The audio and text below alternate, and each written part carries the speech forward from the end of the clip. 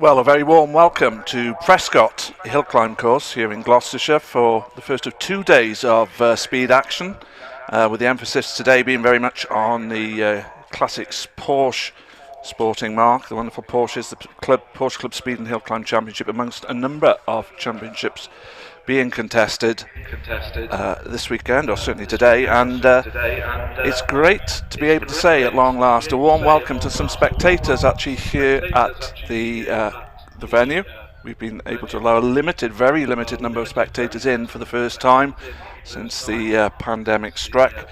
It's good to see you here. We hope you have a great day. Please remember the various regulations in place and comply with the signs that you'll see around the hill. But most importantly, have a great day, and hopefully this is the first step in the right direction, and we will in due course be able to increase the number of spectators coming to Prescott. But in the meantime, the live streaming continues. We'll be showing you all the action throughout the course of the afternoon, and again tomorrow afternoon. But let's look at today, and it is the Porsche at Prescott day today. We'll be starting off with some production machinery, saloons, and then into single-seaters. Then we have classic marks. We've got a Porsche Invitation class and the Championship class, BARC, and then we'll have the Bugatti Owners Club machinery as well. Two runs for everybody, with the better time for each competitor counting towards the results. So I'm Peter Hughes. I'll be hopefully guiding you throughout the weekend's events, and we look forward to seeing the first car coming up to the start line very shortly. The marshals all in place, ready to get things underway, and as ever we have to say a huge thank you to all the marshals who give up their time to make these events happen, and not under the easiest of circumstances at the moment, of course, with the various restrictions, but still they turn up and put in the hours and allow us to put these events on. So big thank you, as I say, to all the marshals and other officials, volunteers here at Prescott and around the country who make motorsport happen. You can see the course car actually just making its way back down the hill, and we will be getting the timed action underway. Practice took place this morning, of course, and the timed runs will be starting in just a minute or two from now.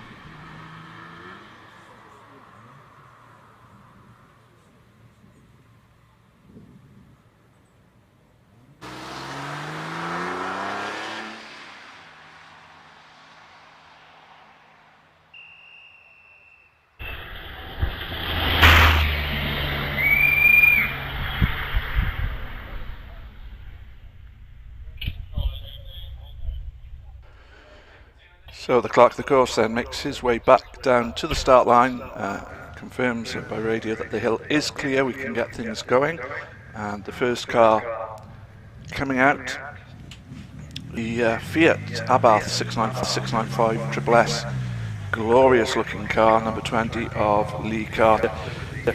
The classic modification, the boot lid propped up so that the rear engine gets as much air as possible. Wonderful little cars these, and handle like an absolute dream, I know, and just 695 cc's to propel him up the hill, but Lee Carter about to get underway for the first timed run of the day.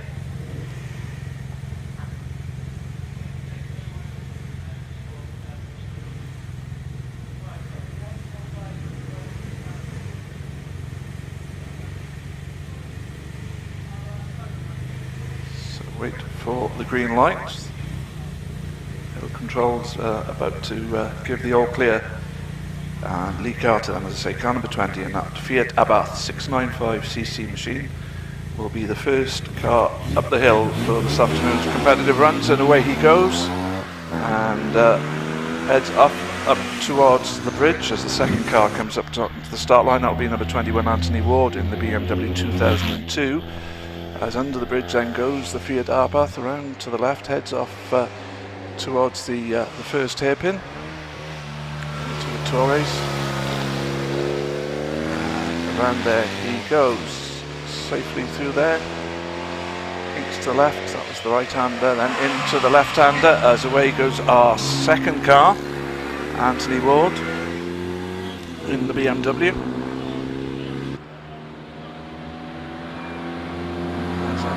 the avenue of trees, and goes the Fiat.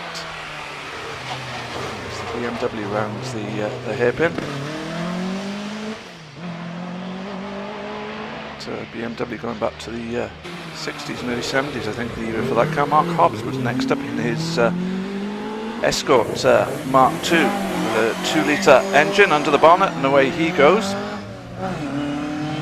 As we look, Andy Carter at the moment, well, Mark Hobbs in fact quickest off the line with a 2.79 second first intermediate time, but slightly slower under the bridge than the BMW 2002. But meanwhile, Anthony Ward records his time, 52.30 seconds for Anthony. Can Mark better that in the Escort? We wait to see. As the Anglia of Dave Parr with the 1700cc crossflow engine running on twin 45 Weber carburetors and 44 brake under the bonnet there.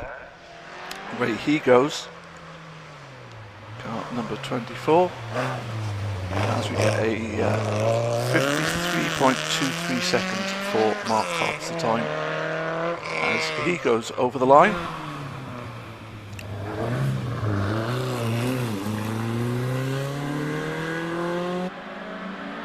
Andy Clark is on the line now in the 1430cc Mini. Heads up as up to the start line comes number 26, Martin Saunders, in the Mark I Ford Escort. Car that was built originally as a Forest Rally car, steel-arched machine with a 2-litre Pinto engine under the bonnet. Martin, a relatively local man, he's from Cirencester. That 2-litre Pinto putting out about 180 brake horsepower. It's a 5704 recorded for Dave Parr in the Anglia. Mini of Andy Clark on its way, as off goes Martin Saunders, then number 26 in that Mark I Escort. Next up on my list should be Terry Clifford in the Alfa Romeo GT Junior. He's not here at the moment, but Nigel Moss is in the Hillman Imp. That Imp running 1200cc engine. They were 875 and 998cc engines as standard, but this one with a 1200cc motor, 54.58 incidentally for the Mini of Andy Clark. And away it goes Nigel Moss, as Martin Saunders looking very impressive up there through the avenue, as up comes another Mini, this time number 29, Mark Clark in his 1460cc Austin Mini. The red machine with the Mini lights on it. As we wait for time for the Escort, it's a 53.97 then for Martin Saunders. Nigel Moss continues his way up in the Imp, looking fractionally quicker, just hundreds quicker than the Escort ahead of him in the early sections. From Pardon, it was 24.90 as we wait for Matt to get away, and away he goes then, Matt Clark in that Austin Mini, as we get another Mark I Escort up onto the line. Number 30 is Simon Braithwaite in the RS 1600, although now 1975cc that machine. As the Mini goes around Torres. 54.44 for Nigel Moss in the Imp. As Matt Clark goes on his way, away goes Simon Braithwaite in the RS 1600, and up to the line comes the Hillman Imp number 31, who is conspicuous by his absence off my entry list, unfortunately.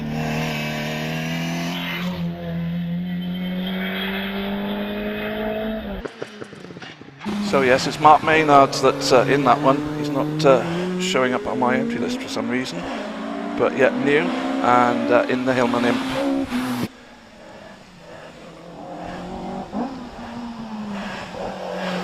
Braithwaite meanwhile continues his way up the hill in the RS 1600. Mark Maynard gets away then in that white Hillman Imp, as we get a metallic blue Imp this time up to the line. This is number 177.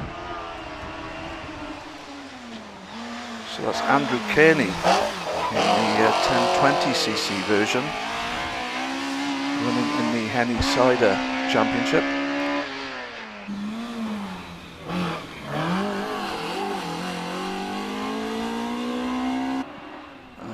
looks like we have a short delay. We've got the starts being held.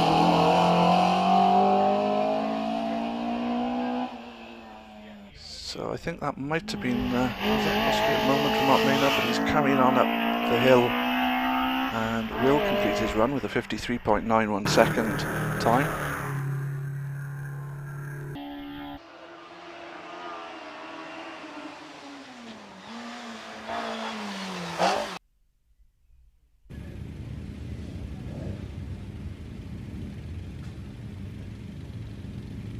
So just a very brief delay while Andrew Kearney waits on the start line. Just quickly looking at my screen, it looks like Simon Braithwaite is the quickest up the hill so far with a 50.45 for Simon. A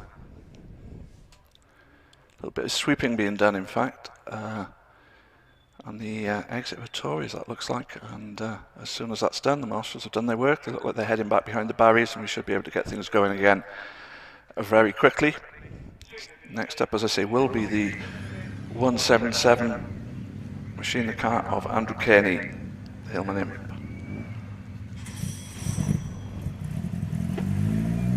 The rear engine machine, of course, that was produced by the Roots Group as a rival to the Mini, but had a reputation perhaps being a little bit more fragile than the Mini, but certainly has a long and distinguished motorsport history. A little bit newer coming up to the line now. Car number 145 is Johnny Toon in the Peugeot 106 1600cc machine.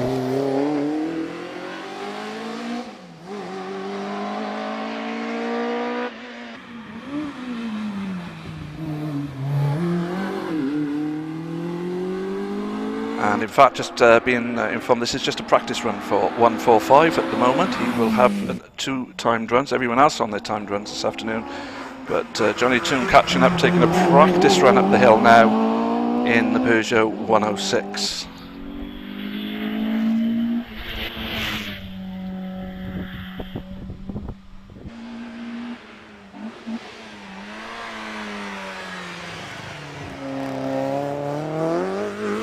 On the line, the second of the little Fiats that we have here today. This is 720.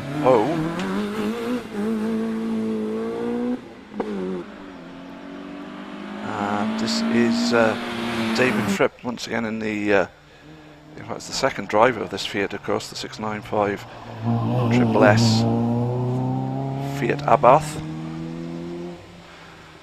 He had Lee Carter running it in as car 2720 is David Fripp. As Johnny Toon continues on his practice run, away on a timed run goes David 720, and then we get the glorious sound, and you'll have to forgive my bias, but it is a 3-litre Austin Healey 3000 Ian Moss, car number 40.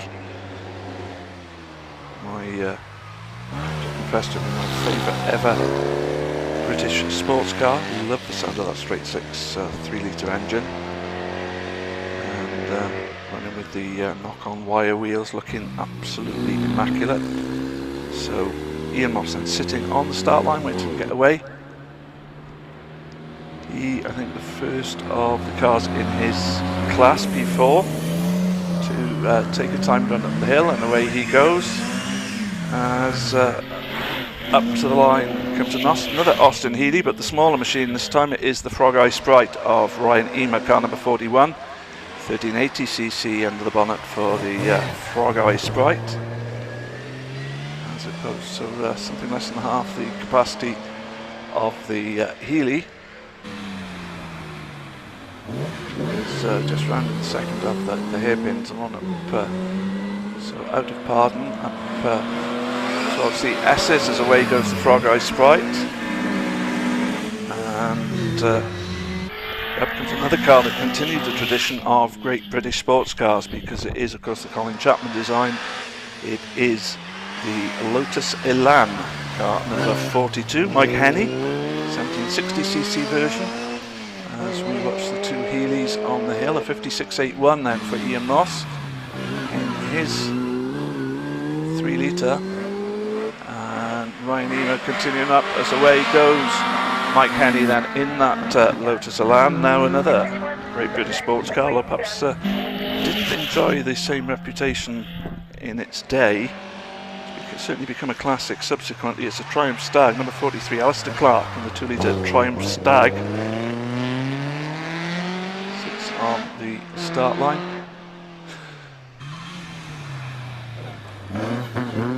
Ryan Healy doing a 52.61, sorry, Ryan Ema doing a 52.61 in the Frog Eye Sprite. Mike Henney still on his run in the Elan. We've got time for the S's, and we wait for him to get to semicircle as away goes the Stag, and out to the line now comes car number 46, Ian Stainburn in the Reliant Scimitar Coupe with the 3 litre V6 Ford engine under the bonnet.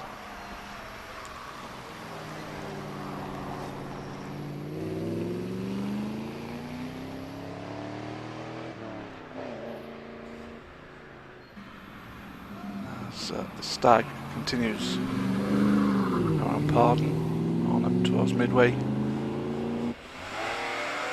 Ian Stainburn then off the line in that Reliant Scimitar. And we've seen a couple of MGBs on the entry list today. I'm not sure they've been out yet, but we've got an MGA to start things off as far as the MGs are concerned. Ted Elway's in this MGA, 1950cc.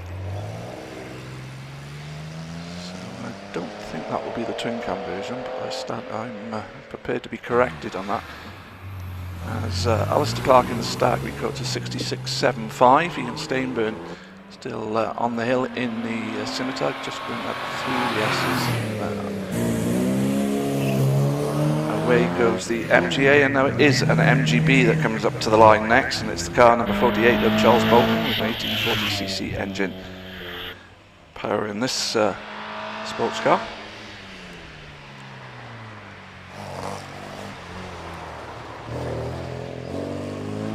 As the MGA then exit the Tories up to Pardon in the hands of Ted Elway. A 58 dead for the Reliant Scimitar before him as Charles Bolton gets off the line. The second of our MGBs, the Roadster number 50 of Roger Orford, this one 1950cc. Once again, same capacity impact MGA that we saw just a moment or two ago. He's still completing his run, just gone around semicircle in towards the finish line now.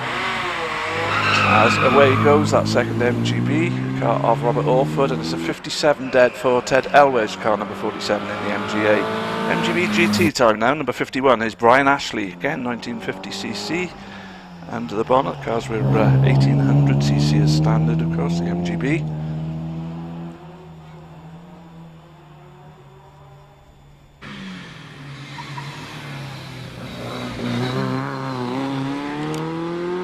As out of Pond goes Robert Orford in the Roadster version of the MGB. The GT version of Brian Ashley goes off the line now. And our first Porsche of the day for this Porsche Prescott event is about to come up to the line, and this is car number 52, Richard Jones, 911 3 litre. 911 of course was well, it first appeared in 1964, but it's changed massively over the years. They're still building them, of course, but really the only thing that the earlier 911s, this one's from the early 70s, early to mid 70s by the looks of it, the only thing they have in common is the basic layout with the rear engine driving the rear wheels. It's still a straight six, albeit that these days it's a water-cooled straight six, but the car going off the line now, 52, would be an air-cooled straight six. And in, when was it, 2017 I think it was, Porsche built their millionth 911. So the 911 has been around and about now for 1964 to today is, what's that, 45 years? Try that again, it's 55 years, isn't it?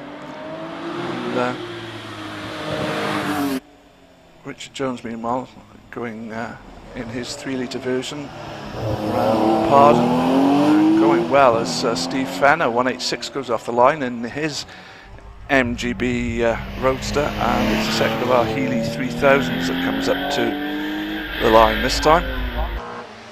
And it is 740 Joshua Moss in the Healy.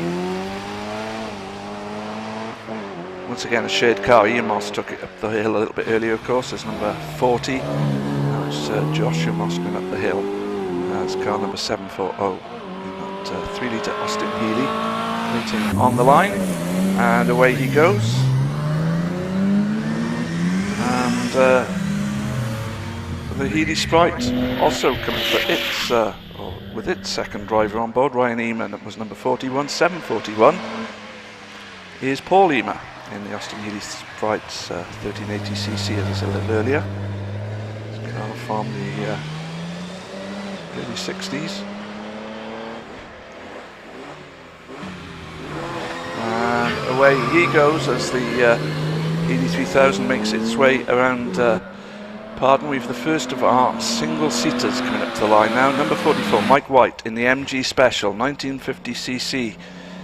Obviously with the MG engine under the bonnet, with a pair of very large, probably SU carburetors sticking out of the bonnet. And he is on the line then with this single-seater Special. Mike White, car number 44. And away he goes,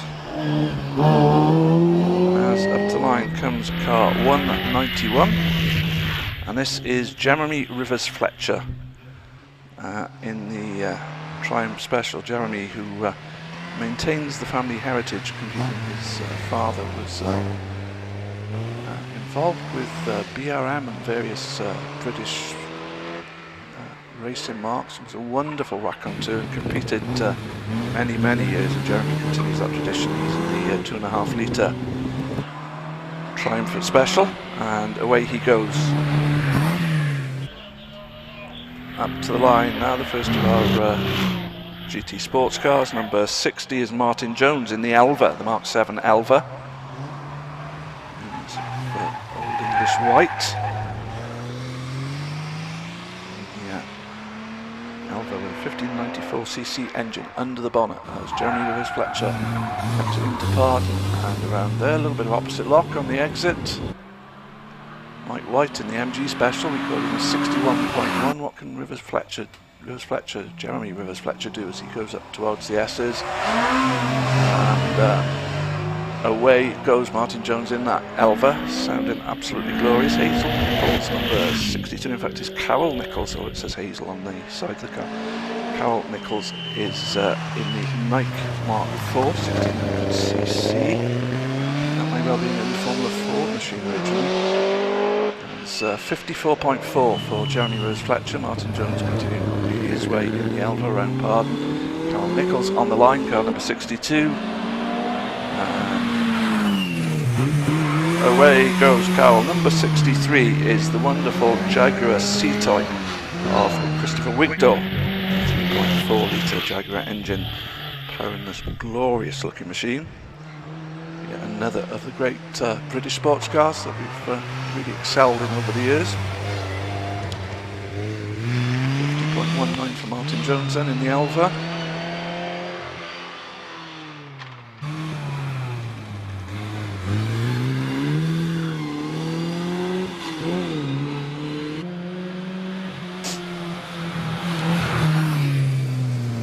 Carol Nichols in the Nike goes through the S's. We have the C-Type on the start line. Just a little bit of manoeuvring to get him exactly on the line, not breaking the beam too early. I think we're about ready for him to get underway now. And away he goes with just a squeal of the tyres as he heads off. Number 75 is David Owen in the Merlin, Mark 11 Merlin, again who built many Formula Ford cars over the years, along with other classes of single-seater race car as well. This one with a 1600cc engine, 65 USA, driven by David Owen. Christopher Wigdo in the C-type safely around Tories on up to Paddock.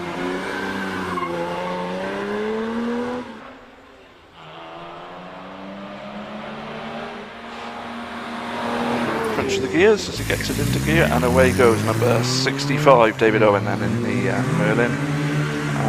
Up to the line now comes number 66, and this is Les Buck in the Pringett Mistral, again 1600cc. Again, very much like a Formula Ford machine, but I've got to admit that it's not a mark that I'm familiar with. But Les competing in the 2021 Midland Hill Climb Championship. But to get underway, and off he goes. Just warming the tyres a little bit on his approach to the start line. There's number 67, Grant Cratchley, and just a couple of Brabhams that we have here today. This is a Brabham BT30, it's BT21B, 1600cc.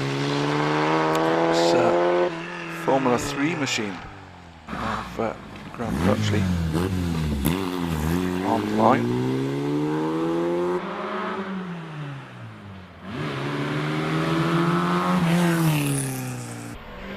And as he heads away, we now get the 3.5 litre Brabham, the car that I've prematurely referred to, the BT30X of Andy Tippett. That 3.5 litre V8 and the back of the car. Yeah, wings on it. Hold it to the ground as he prepares to go, and off the line. He's roar the V8 and away he goes. And number 69, the Mallock Mark IV U2 of Peter Thurston, 1600cc Mallock, Ken Arthur Mallock, who originally developed these machines. His sons carried on the tradition, etc. Called the U2 because U2 can go motor racing in a Mallock.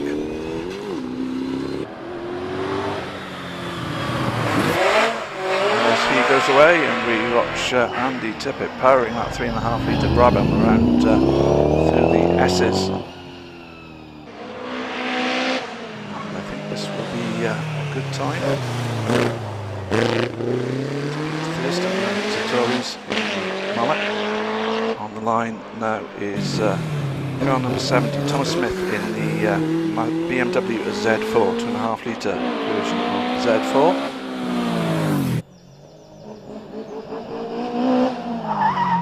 So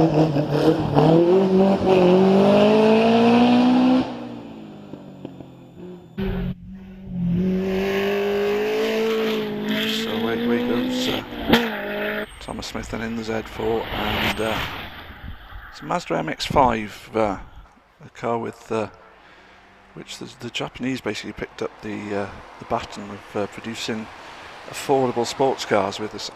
The original Mazda MX-5. This one is a 1600cc. Car number 71, the car of Noor Ali. On the line now, as the Z4 then goes around Pardon. Off the line goes the Mazda. Up to the S's we see the Z4, and up to the line we see car number 72, Robbie Birrell in the Lotus Exige with a 3.5 litre engine, car built to compete in the Exige V6 Cup originally, running on the hills now. Robbie Birrell behind the wheel. So we see Noor Ali continuing on his way up the hill. Thomas Smith doing a 62.17 in the Z4 BMW.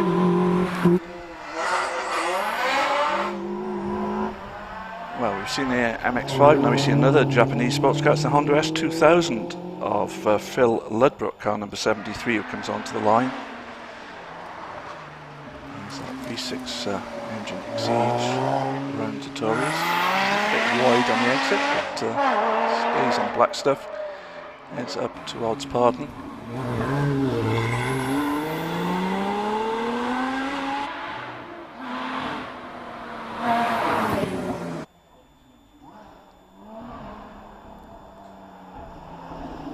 As away goes the Honda S2000 up to the line now. Comes car number 74, Colin Seawood in the Ginetta G20 GT4 Coupe. Again, a car that's used a lot in racing these days, the Ginetta G20. Ginetta began life building, I think, hill and imp engine sports cars, but it moved on from there and have some single make racing championships.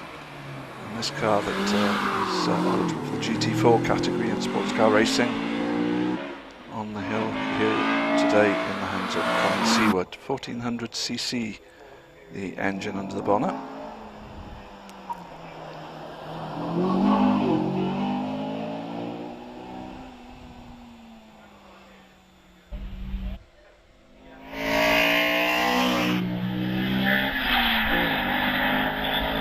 Over the line goes Phil Ludbrook in the S2000 with a time of 56.02.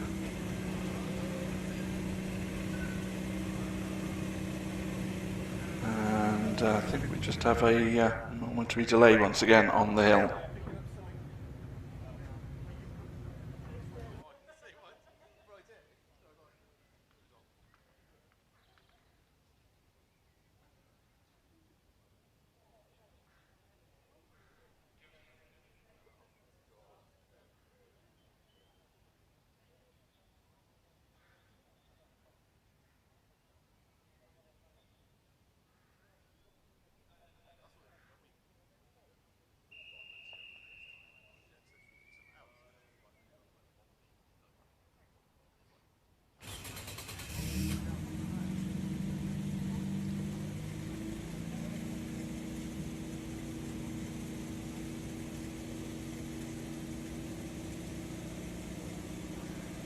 So we're just about ready to start runs once again, I think, and away goes the Ginetta in the hands of Colin Seawood, and up to the line now. Here comes the Porsche number 75, the car of John Austin in 986S with a 3.2 litre engine under the bonnet of that Boxster.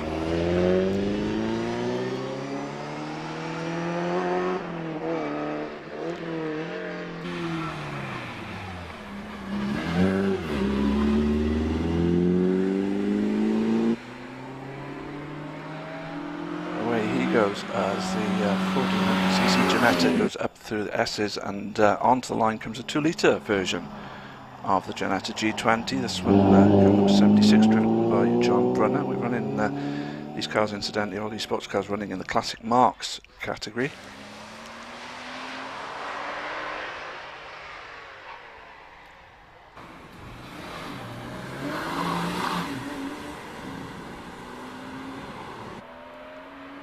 Boxster then out of pardon. He goes as away off the line, then goes John Brunner in that Ginetta, and it's a Triumph Spitfire that comes up to the line now. Number 77, Nigel Walton, one of the later Spitfires with a 1500cc engine, running in like classic Gulf colours with the blue and orange.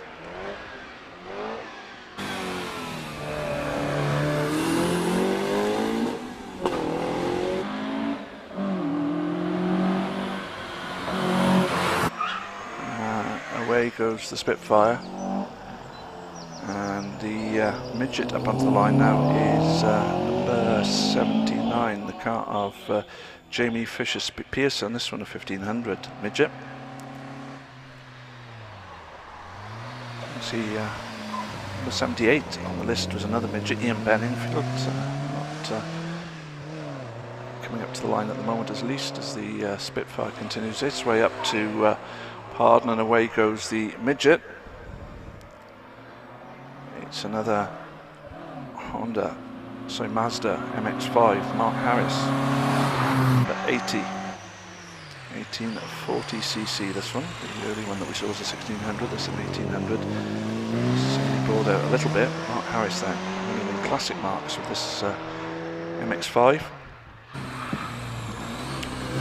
This was in the 1600. Car number 71 running in the same class, but number 80 is Mark Harris. Away he goes.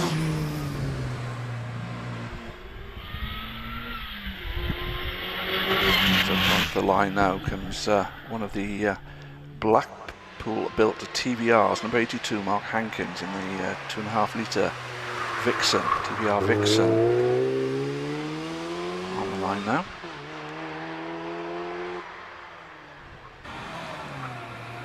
Mark Harris then rounds Pardon.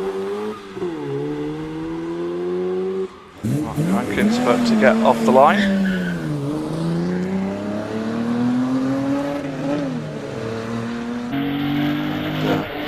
Number 83, Paul Slade, then brings his glorious looking Jaguar E-Type with a 3.8 litre engine under the bonnet. Just getting it lined up.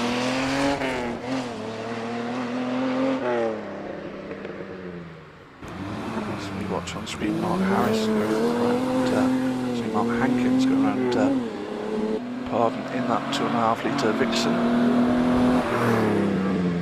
Up to the line now comes a later TVR. This is the TVR Tuscan that was built, I think, originally specifically for racing. The Tuscan number 84 with the 4.6 litre V8 engine under the bonnet, driven by Rob Pack. As the E-Type goes on, Pardon, then the Tuscan gets off the line.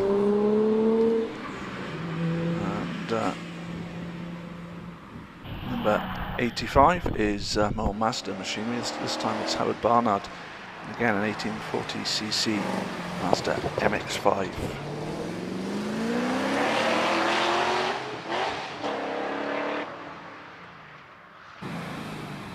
Tuscan looking very rapid as he goes around the park.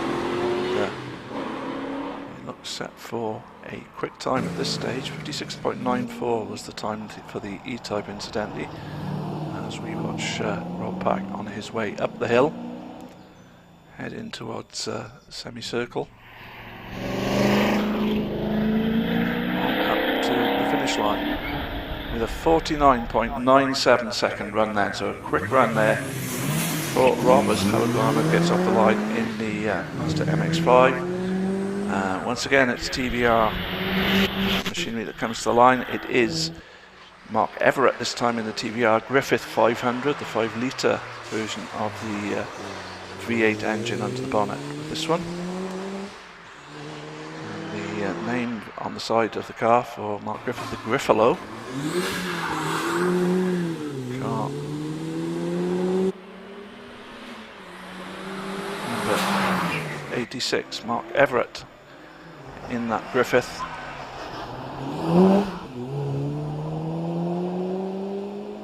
As car number 87 comes up, just the Genetto G32, this time the 2 litre machine of Trevor McMaster. As we watch the Griffith on its way up, puff of smoke as it goes straight for Pardon, gets safely around the hairpin on up. So midway and to the S's, through the right, then left, then so left, then right, then left again. In fact,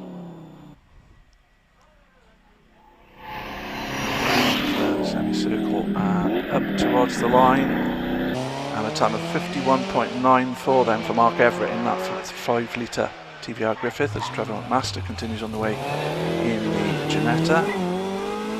He rounds Pardon as on the line and about to get away. We have car number 88, the Mark II Escort 2 litre machine of Graham Miller. Up the line comes our second driver in the BMW Z4. This time 770 is Adrian Smith. 770.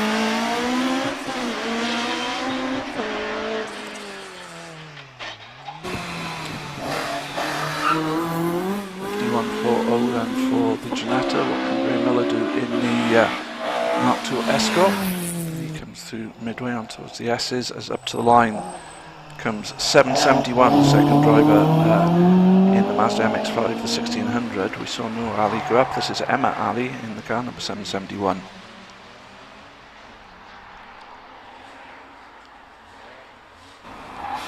So 51.03 then for that Mark Tedesco of Graham Miller.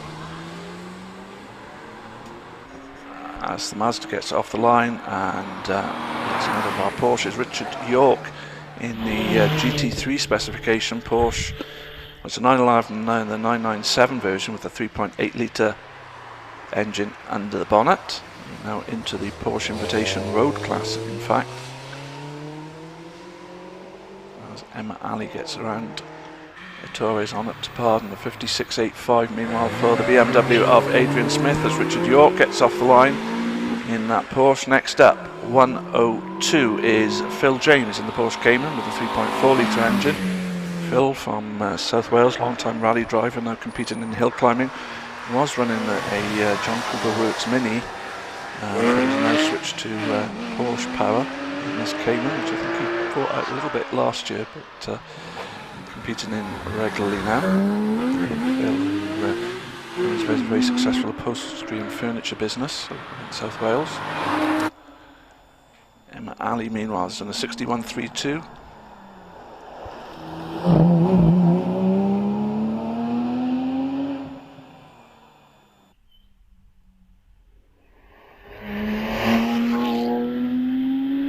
As the GT3 Porsche goes over the line and does a 52.47 second run.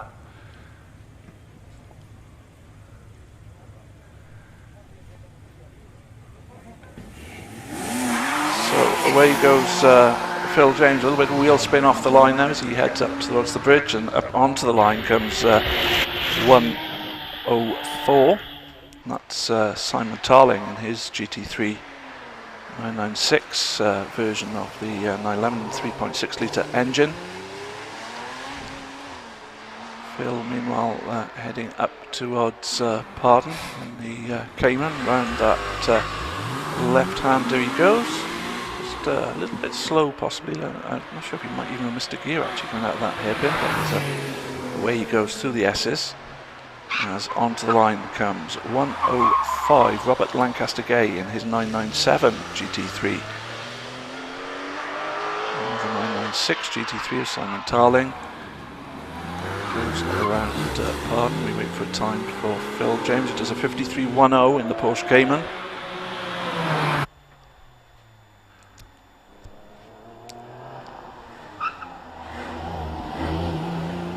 Revs rise for Robert Lancaster Gay. Away he goes as we see Simon Tarling on the hill.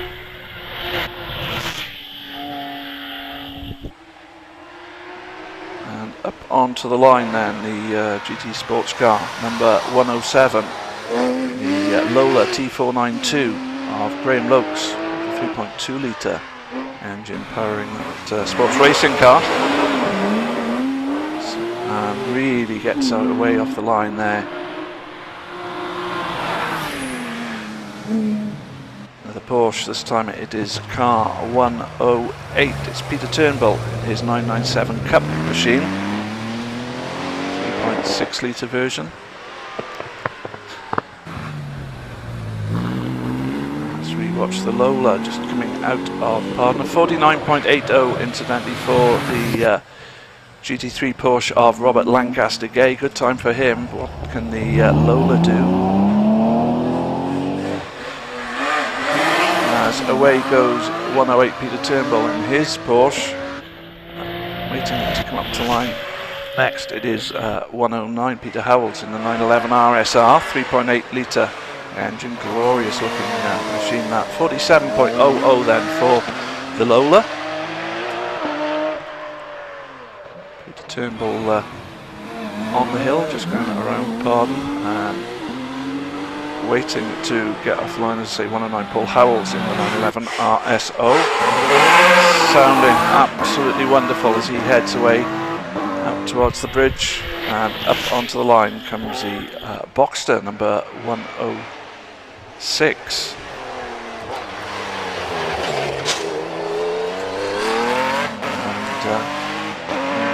And 47.99 is Peter Turnbull. Paul Howells on the hill. Paul Watson, number 106, makes his way up the hill.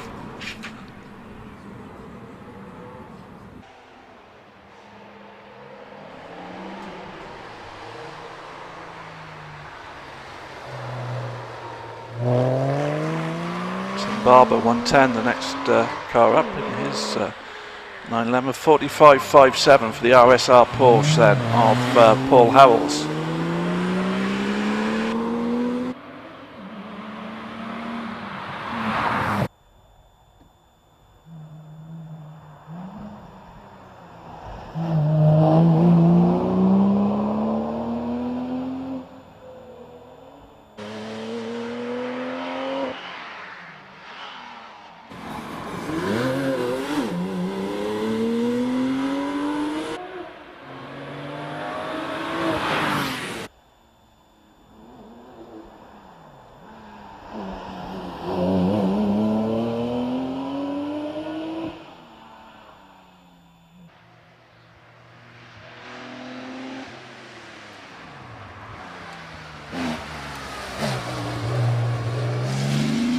Well, apologies for the brief break there, but on the hill now is 111 Ian Wadsworth in his 911, 2.2 litre machine, and on the start line is 112 Wayne Eason in his 2.5 litre Porsche Boxster.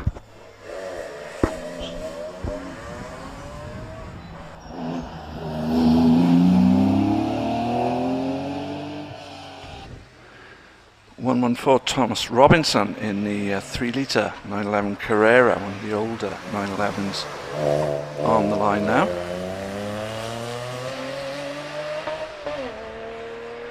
.51.04 then for Ian Wadsworth as he went over the finish line. Wayne Eason in the Boxster round in pardon, and off the line then goes Tom Robinson. 115 about to come up to the line is Martin Leach. And again, one of the older 911s, a 911E, so the air-cooled machines, of course.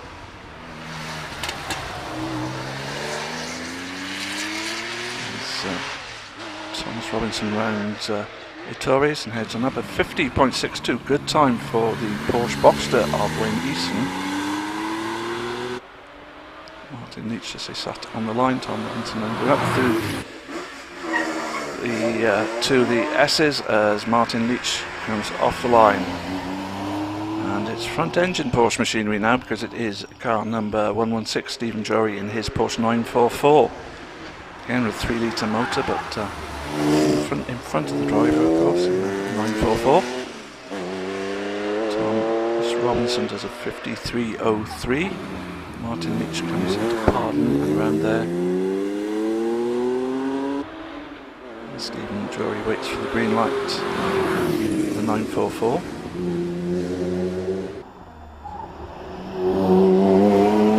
As the 911E goes around through the S's, Stephen Drury heads off the bridge. 117 coming up to the line now is Howard Cressy in his Porsche Boxster 981 with a 2.7 litre motor. 944 rounds Ettores.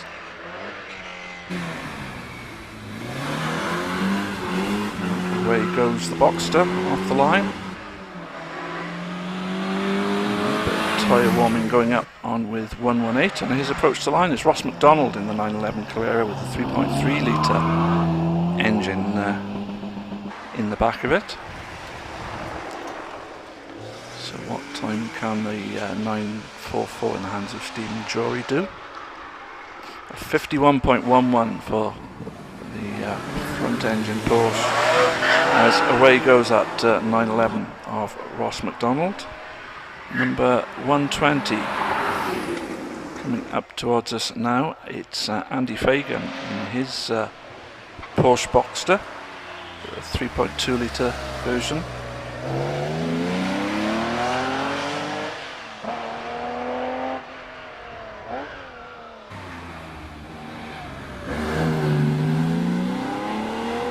Off Howard Cressy does a 56.88. Ross MacDonald continues his way up to the S's as Andy Fagan goes off the line and up to the start line.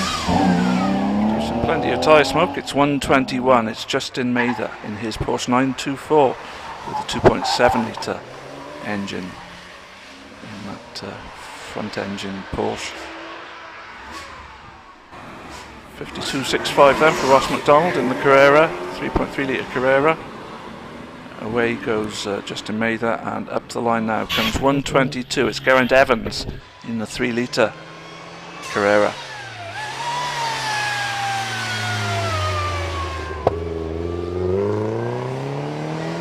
See 924 goes around the Tories. We look for time for Andy Fagan in the Boxster. 49.95, a very good time there for Andy. So away goes Geraint Evans, and up to the line comes 123 David Watson in the Porsche Cayman S 3.4 litre. Just lining him up.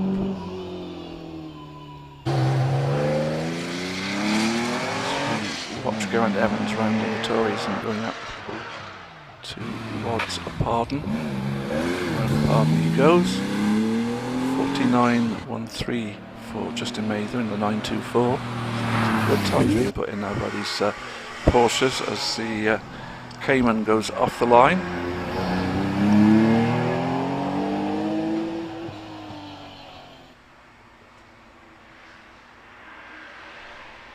And what time can Geraint Evans register? It's a 50.86 then for the Welsh driver. As car 124 on the line now is Graham Rose in his 924S with a 3 litre engine.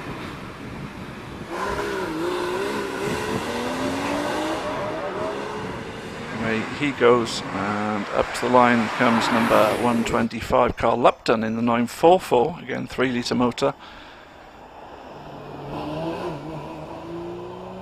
As we watch the Boxster up through the S's and on towards semicircle. Towards the line, and it's a 54.12 then for David Watson in the Cayman S. Graham Rose still on the hill, and away goes 125 Carl Lupton as 126 comes up on the line. Mal Spear in his Carrera Cup car, the 911 964 Carrera 2 Cup car, 3.6 litres this one.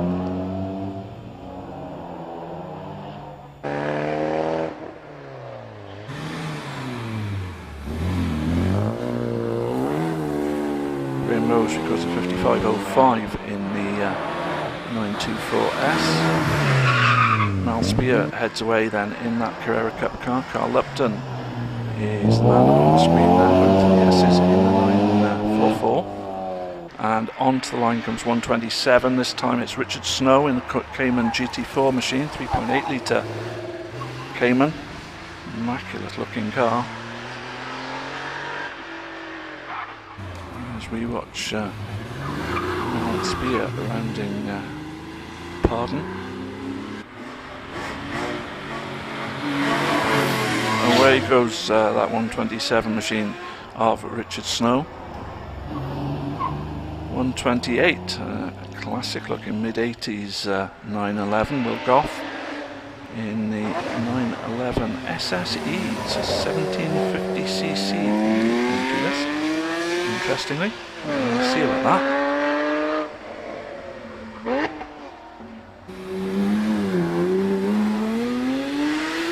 Richard Snow around Pardon as Will Goff gets off the line, and the martini coloured car coming up the line now, 129, is Matthew Pearce in his 3 litre 911, again one of the earlier air-cooled machines.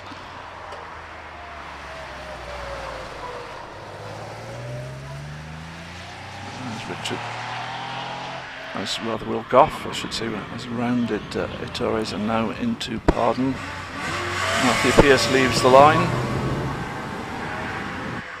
And up to the line, very purposeful looking car. So Josh Sadler then, car 130 in the RS 3 litre replica, 3.5 litre. Josh synonymous really with Porsche competition cars. And he is on the start line. Will Goff makes his way to the finish line. 59.23 then for Will Goff as Josh Sadler gets away. And it is, I think that's meant to be 8.1.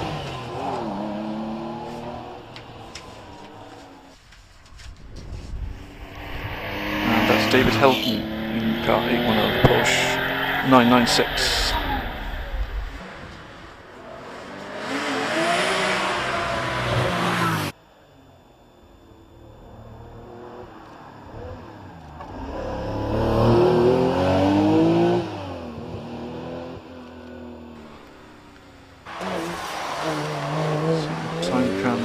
Josh Sadler put in then as he heads up towards the finish line. 50.21 then for that RS replica of Josh. Nick Wadsworth 8:11 on the line now, and away he goes.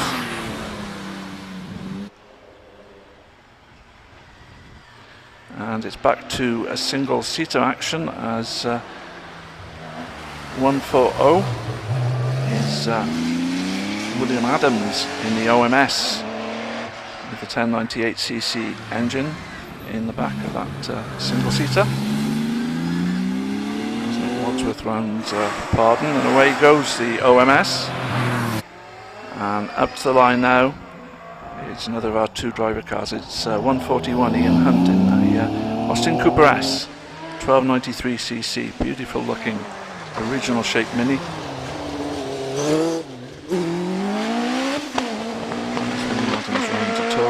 Wadsworth has put in a time 50.34 then in the 911 RS. Ian Hunt gets away off the line as the Lotus Elan coming up to the line now is car number 142, Stephen Akers. That's a 1600cc with the Ford twin cam engine, or Lotus twin cam I suppose I should say, under the bonnet. What about the single seat of the OMS? What time is he going to put in? 48.08 then for 140 William Adams. And Hunt rounds pardon in the Mini Cooper S as Stephen Akers gets away. And up to the line now comes car number 143, Chris Edwards in the Mazda 323 GTX 1800cc machine. Don't see an awful lot of those about these days, but looking very nice indeed.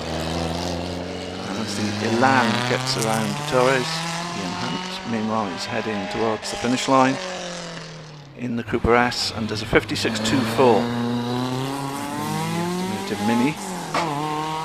Chris Edwards goes off the line, a little bit of popping and banging in the Mazda, and another single seater coming up towards us, another OMS in fact. It's the car 144 of Lee Gallimore, 1 litre engine power in it. And I think we've got a stoppage. In fact, I think the Mazda is stopped just a short way up the hill. Marshall's heading up to sort things out.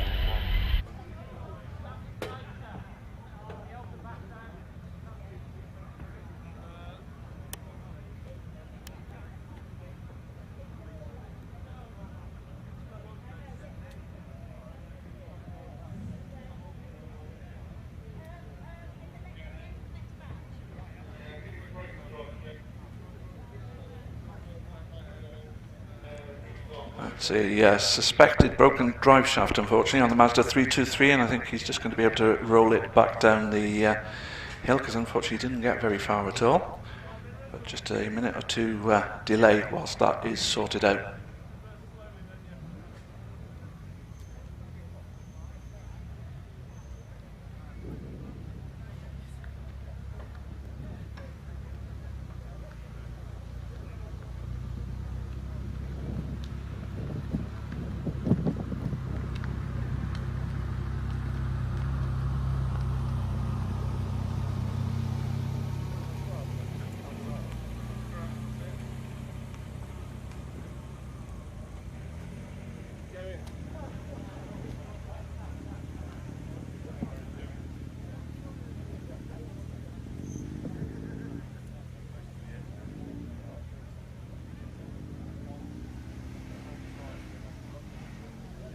So just a few cars managing to get below the 50-second mark at the moment. And amongst those, 810 David Hilton doing a 47.37, and 140 William Adams doing a 48.08.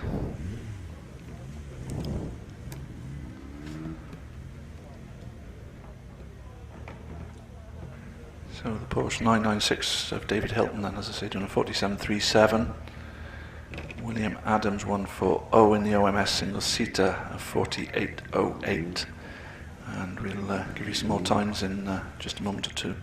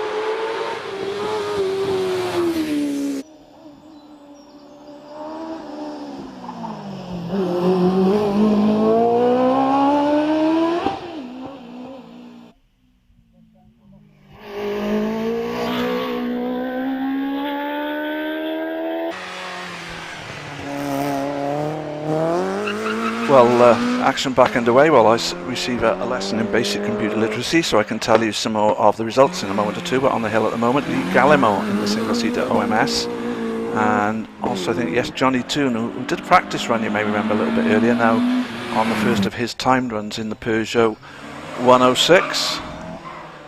And behind him is 146 Robert Toon in the Morgan +8, going up the line now, up the hill now. Coming up to the line is 147 Stephen Potter in the OMS. Again, a 1 litre engine under the bonnet.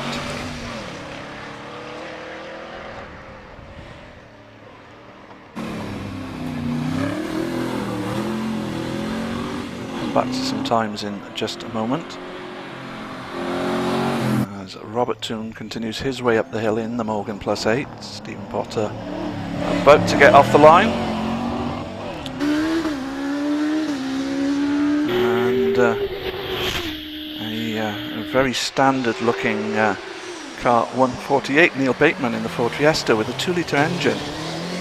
The bonnet is next onto the start line.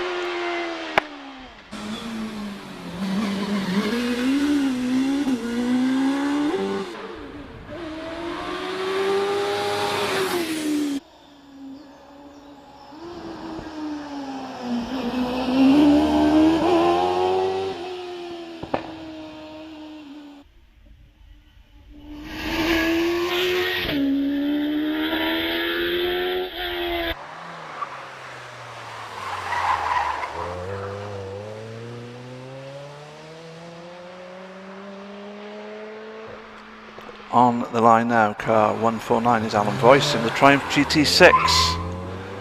Big tyre squeal away from the start line. Just looking at some of the overall times, quickest run in run 1 so far has been, by the looks at 109, Paul Howells in the 911 RSR, who's done a 45.57. Second quickest, 144, Lee Gallimore in the OMS with a 46.04. And then it's 68 Andy Tippett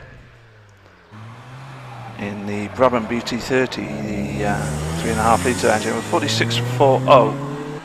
As away goes the Mini of John McQuillan, the Mini Cooper 1293cc Mini, car 150. Up to the line comes 151 in the Renault Clio Cup car, the Clio 172 Cup, 2-litre engine car of Taras Anderson. Fourth quickest overall, 69, is Peter Thurston in the Malak Mark IV. And then completing the top 5, it is car number 107, Graham Lokes in the Lola T492, as the beautiful looking Volvo Amazon. Car number 152 of Damon Green comes onto the line to start his run. John McQuillan in the Mini Cooper puts in a time of 58.64. We'll have a look at some class championship standings in just a moment. As I say, this is the first of 2 runs, and it's the better time of the 2 that will determine who takes away the honours, as the Volvo Amazon heads away. Up to the line comes 153 Zoe Shearman in the Toyota MR2 1800cc car.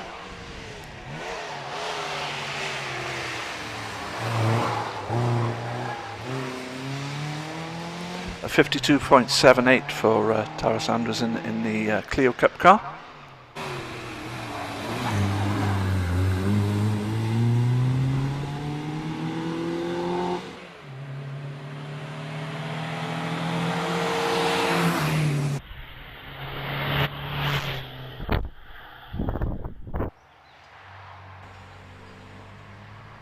As 154 comes up the line, then Paul Boscott in the Lotus Elan Plus 2 1600cc car. As we look at positions in the Porsche Club Speed and Hill Climb Championship, and quickest so far 110 Tim Barber in the GT3 car. Second quickest is 810 David Hilton in his Porsche 996. Zoe Shearman heads away up in the Toyota MR2, and up onto the line now comes 155 Peter Siddle in the Renault Clio. Third in the Porsche Club category 121 is Justin Mather in the Porsche 924. Fourth 120 Andy Fagan in the Boxster, and in 5th place is 115 Martin Leach in the Porsche 911E. So that's the top positions as they stand at the moment, of course, in the Porsche Club Championship contenders. Away goes the Renault Clio, Peter Siddle, and up onto line comes 156 Mike Stark in the Alfa Romeo 156 GTA with a 3.8 litre engine under the bonnet for that presumably well modified Alfa Romeo, as the Clio continues on its way up towards Pardon.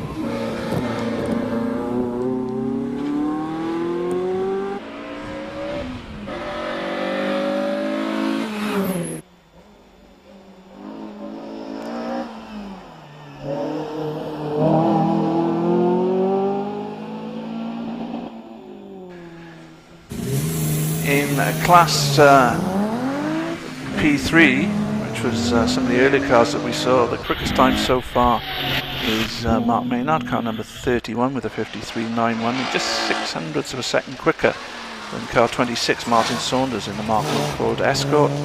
Then it's Andy Clark, number 25 in the Austin Mini, who's about another half a second back, and then Matt Clark, 29, again in the Austin Mini, and completing the top 5 there. It is 177, and that's Andrew Kearney in the Hillman Imp. As Tim Richardson goes away onto the line, comes 158, and that's Stephen Moore in the Mitsubishi Evo 6. Four-wheel drive, of course, built primarily as a homologation car for World Rallying, and away it goes with a lot of popping and banging as single-seater action returns now, because 159 Rob Clark is in the Empire Evo 00 with a 998cc engine just behind his shoulders basically.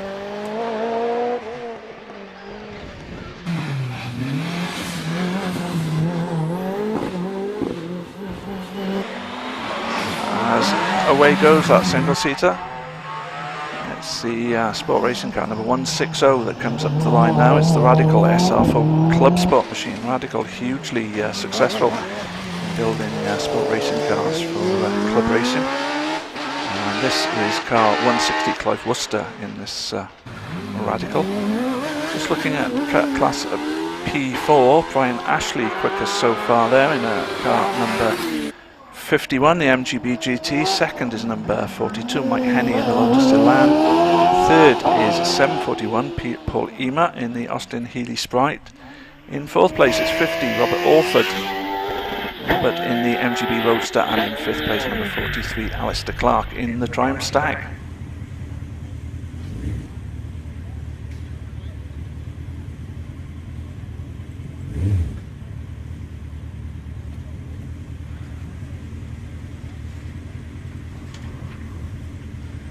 So we just wait for the Radical to get off the line.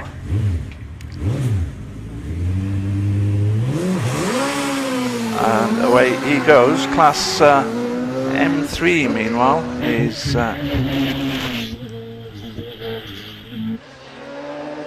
headed up by Jeremy Rivers Fletcher with a 50.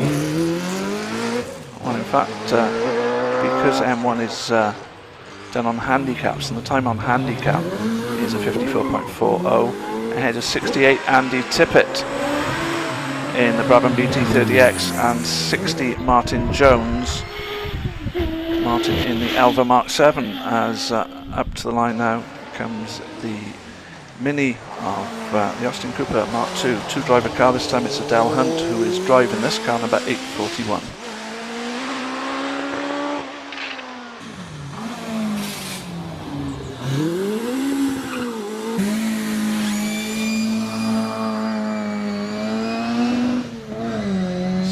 Gets away, and up to the line comes 170 Phil Fisher in the Subaru Impreza WRX. It's one of the earlier Imprezas with the 2-litre motor. A lot of them these days 2.5 litre, but more recent ones with 2.5 litre.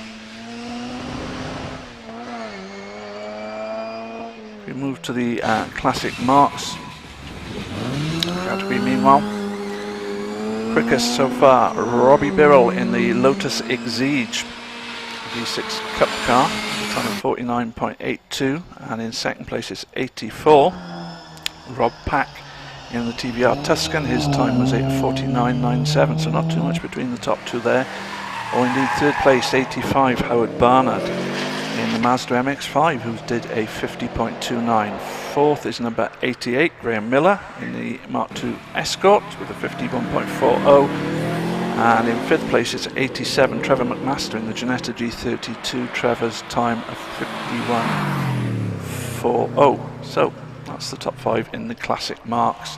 As onto the line now has come car number 172, and that's Mark Davis in the twin cam Mark I Ford Escort, the 1600 engine under the bonnet.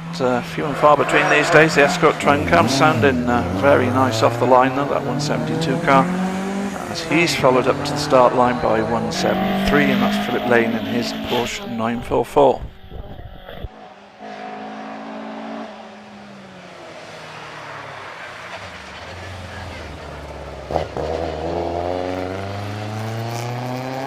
The Porsche Invitation class, meanwhile, is headed by 104 Simon Tarling in the 996 GT3.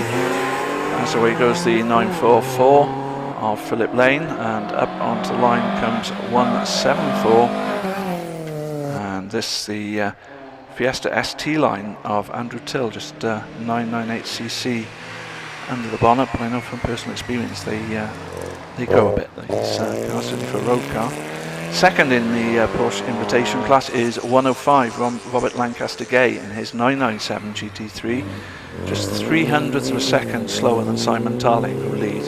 101 Richard York is in third place in the 997 GT3 with a 52.47, and in fourth place 102 is Phil James in the Cayman with a 53.10. In the top five is Paul Watson, 106. Paul in in 5th place, as I say.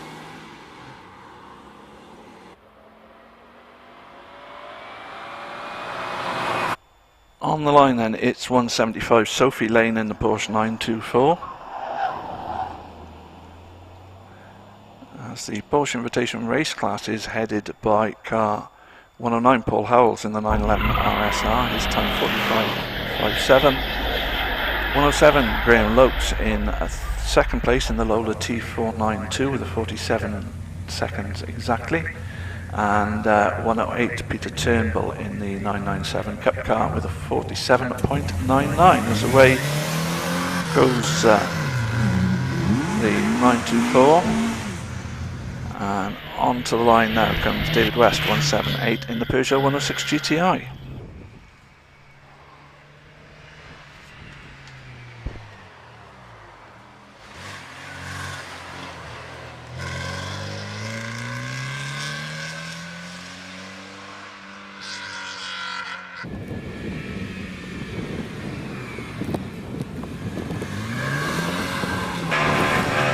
So as the Peugeot heads away, up to the line comes the Mark II Escort number 179 of Martin Ellis, 1760cc. In the BARC class, fastest time so far is 1:59 Rob Clark in the Empire Evo with a 44.28, 600ths quicker than 147 Steve Potter in the OMS. And then in 3rd place is 1:58 Stephen Moore in the Mitsubishi Evo 6, then 1:44 Lee Gallimore in the OMS SF98B, and in 5th place 1:60 is Clive Worcester in the Radical SR4. So that's top 5 in the BARC class. We're now in among the the Bugatti Owners Club saloons. They get that title right. And it is Ben Fisher 870 having run in the Subaru Impreza WRX now, the 2-litre machine that's already been up the hill, of course, in the hands of Phil Fisher. Away goes Ben off the line, and up to the line comes Jamie Yap in the Renault Clio 172 Cup car. Richard Yap running it, of course, car 171.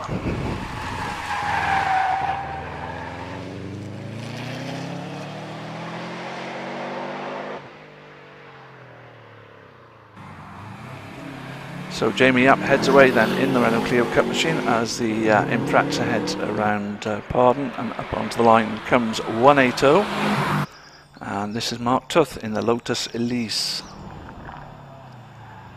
which is being shared with Claire Tuth. In fact, we'll be going up the hill a little bit later on, I suspect, as car 880. Pretty standard looking Lotus Elise then sits on the start line now as the Renault Clio heads around Pardon and heads up towards the S's. 55.30 meanwhile for Ben Fisher in the Impreza. As Mark Tuth heads away in the Elise, Michael Thompson brings the Honda S2000 up onto the start line.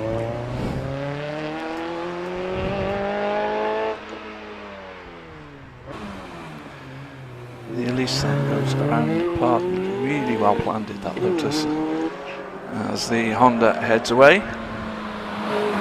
And up comes Anthony Earl, 182 in the Caterham 7 Road Sport, 1.8 litre engine under the bonnet of this Caterham, the car that evolved of course from the Lotus 7, and spawned so many replicas over the years.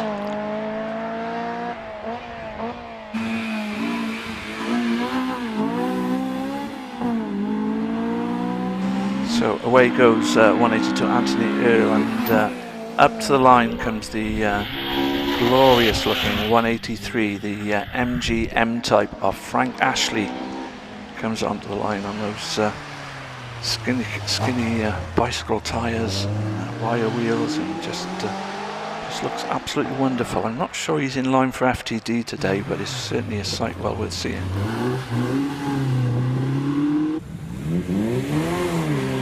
And away he goes, plenty of wheel spin off the line. The MG M-Type is on his way, and up to the line comes 184 Richard Durant in the Triumph TR4A.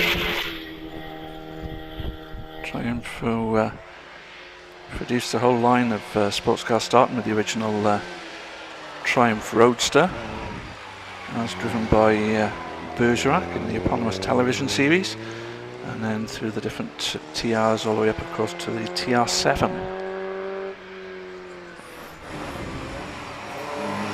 184 goes away. I don't think there's a TR8. I think the correct title name is a TR7 V8, but that was the lineage of those Triumph sport cars. On the line now, 185 Austin Weltman in the Lotus Elise S1, 1.8 litre engine once again.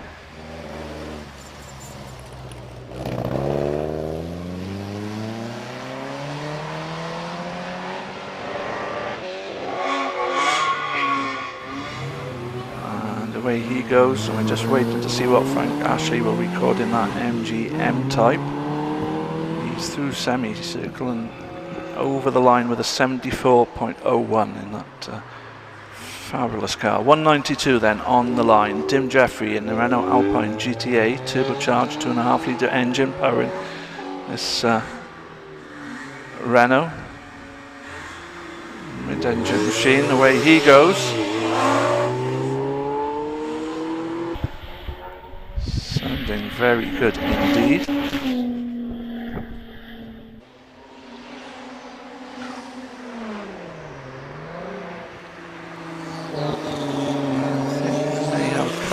Cars still to take their first runs, and in fact I can see one coming down now, which is 194 Pete Tatham in the OMS 25 1300cc single seater.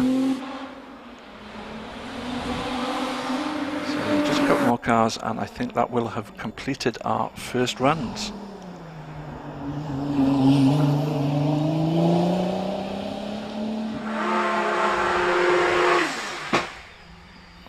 Very enthusiastic warm-up up to the line there for 194 Pete Tatham in that OMS 25, using every one of those 1300 cc's to get those tyres heated up. He's going onto the line now, just getting him lined up, and he is.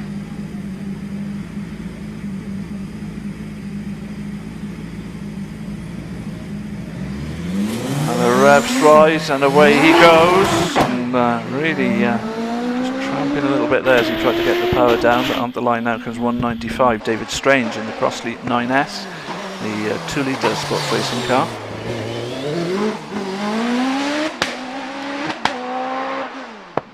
The OMS really charging on there. He's around hard through the S's, and this looks like a good run so far.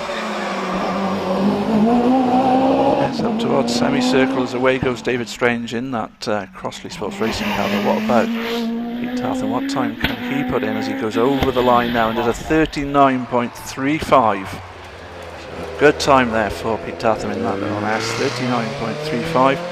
As up to the line now is another of our 2 driver cars. It's Claire Tuth this time in the Lotus Elise 880 as the Crossley rounds pardon.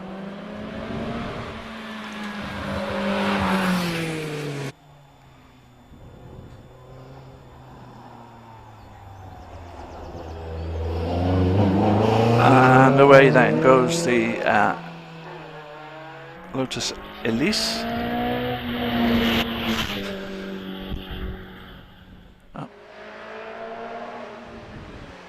Bridge up towards Ettores goes Claire in that Elise. 55.52 meanwhile for David Strange in the Crossley.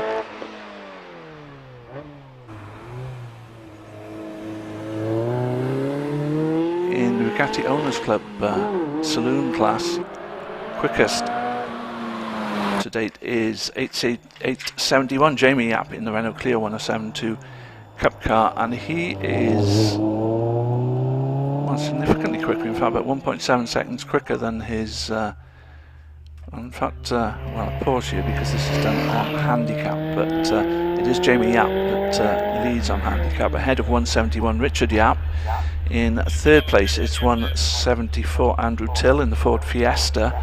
Fourth is 173 Philip Lane. Philip in the Porsche 944, and in fifth place 178 David West, and David in the Peugeot 106 GTI. So that's it on handicap. In the Bugatti Owners Club Sports category, it is in fact the last car we saw going up the hill, I think, Claire Tuth on handicap, who leads from Mark Tuth.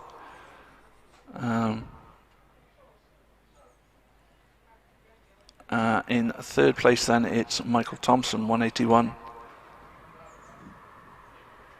Michael in the Honda S2000. And then in the Bugatti Owners Club Racing category, Pete Tatham, not surprisingly, with that 39.35 run, leads the way in the OMS ahead of 192.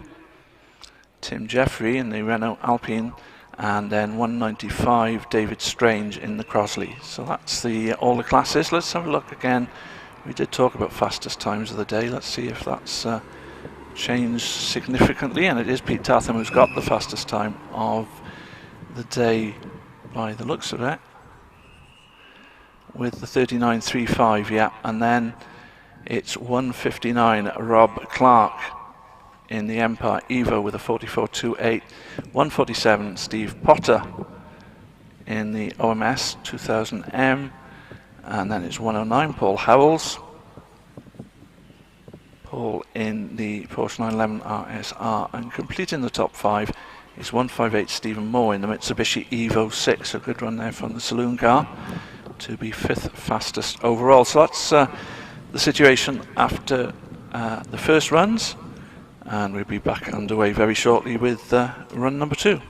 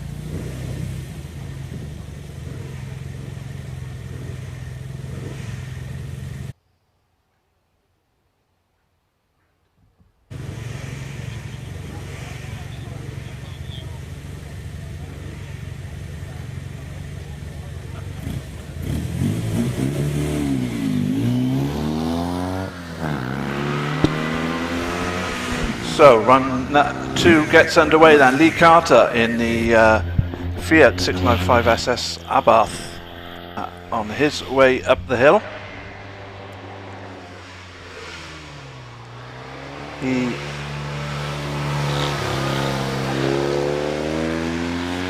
did a 65.59 on his first run. As away goes car number 21. And that's Anthony Ward in the BMW 2002.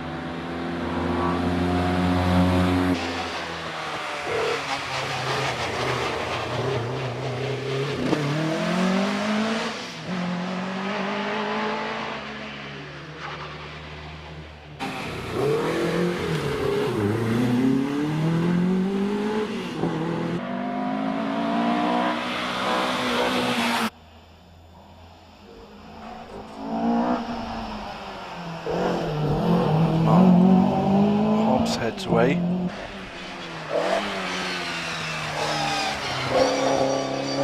Lee Carter not quite able to manage his to match his first time run. He did 65.59 first time through. He's now done a 65.96 on his second run.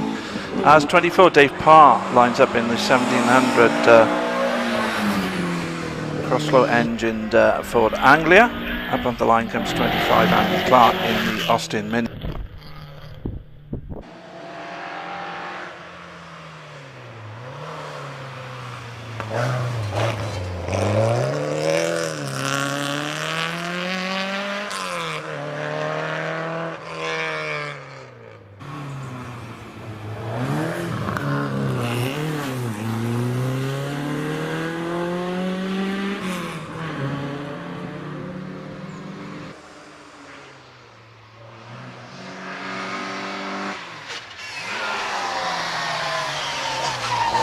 On the line now, car number 26, Martin Saunders in the Mark 1 Ford Escort, 2-litre machine. Is this the ex-Forest Rally car? The steel arches, Pinto motor under the bonnet, and away he goes. 56.72 incidentally for Dave Parr in the Ford Anglia. Andy Clark on the hill at the moment in the Mini, and away has gone Martin Saunders as well. As up on the line comes the Hillman Imp, car number 28 of Nigel Moss. 1.2 litre engine power in that rear-engined saloon. So we get a 54.53 for Andy Clark in the Mini, and then Martin Saunders, and he's making his way up through the S's at the moment as Nigel Moss has headed off from the line, and another Mini follows him up. That's Matt Clark in the Austin Mini, car number 29 with a 1460cc motor.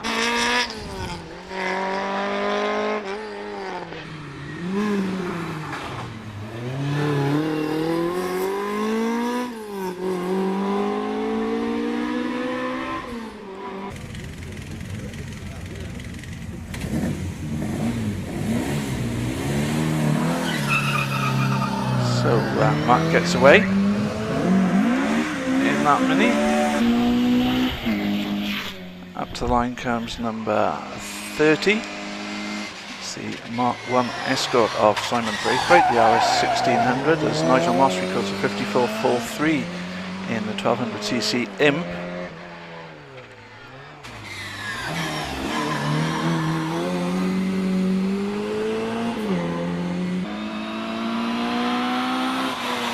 Mark Clark there in the Mini. Pushing on as away goes number 30 then, Simon Braithwaite. Up to the line now, it is number 31.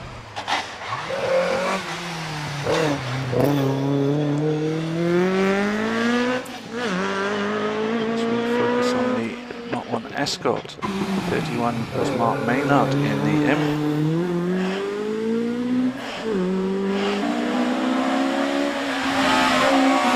Away goes Mark.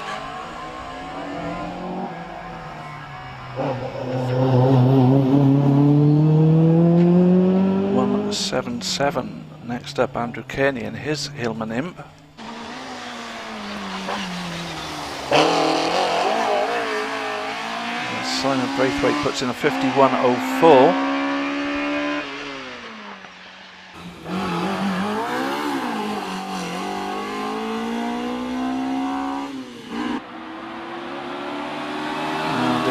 Like we might have a problem for the imp of Mark Maynard, who has stopped just a few metres up the hill, unfortunately. So it looks like it's another mechanical failure. And somebody really pushing on there. That's Mark Maynard really trying as he came through semicircle and does a 53.22.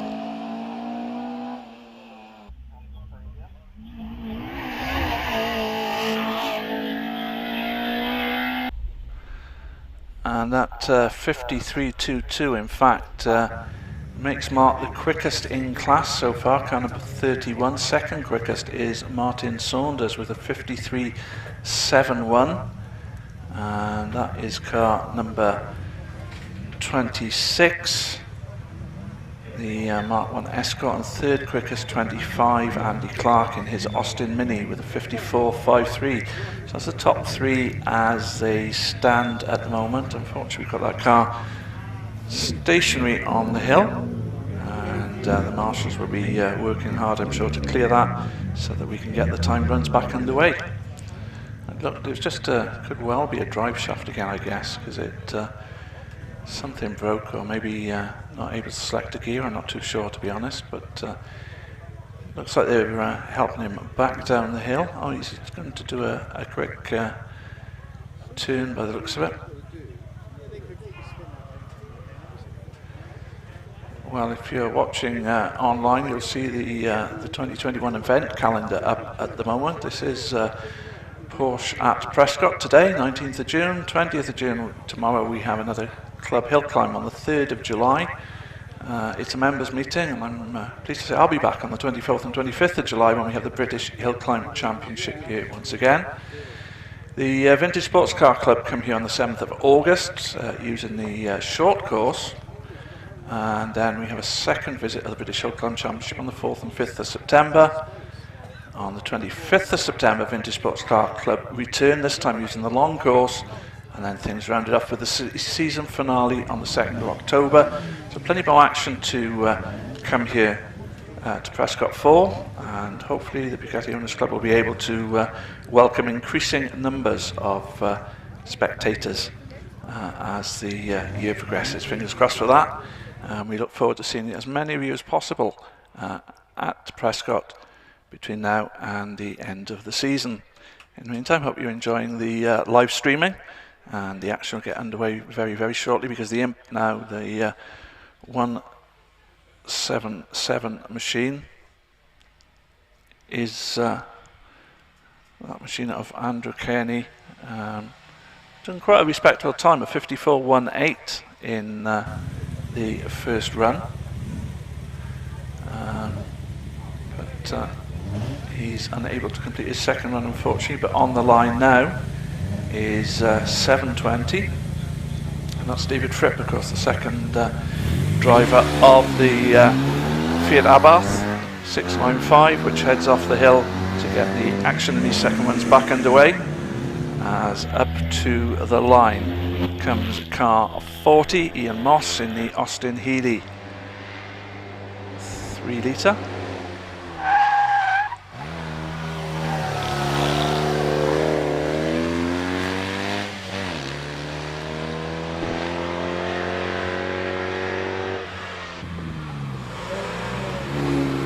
Away goes Ian then, as David Fripp rounds Pardon, and it's the Austin Healey Sprite, Frogoid Sprite number 41, that comes up to the line. Ryan Ema in that 1380cc machine, 1275cc I think they were originally on the road. This from 1380cc, away he goes. As around Pardon goes the Austin Healey 3000, and then it's the Lotus Elan number 42 of Mike Henny who comes up onto the line.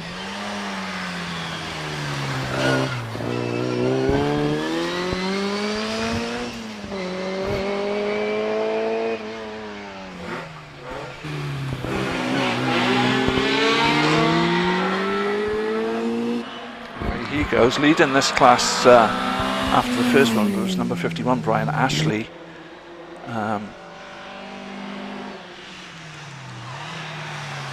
But Ian Moss just moving up with his time. It's early days in this class yet. Ian Moss just moving up into second place ahead of Mike Henney, who's just gone off the line. But number 40, Ian Moss, puts in a 56.18 compared to his 56.81, which was the time. But it's all changing very rapidly because now Ryan Eamer, rather, number 41 in the Austin Healey Fogger Sprite, does a 51.60 on his second run. So things chopping and changing rapidly. 46 coming out the line now, Ian Stainburn in the Reliant Scimitar Coupe. The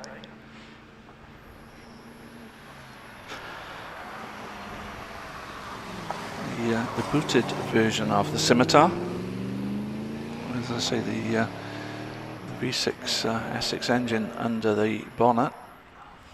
As the Triumph Stag of Alistair Clark makes his way up the hill, off the line goes Ian Stainburn in the Scimitar, and up to line comes the MGA number 47, the car of Ted Elwes.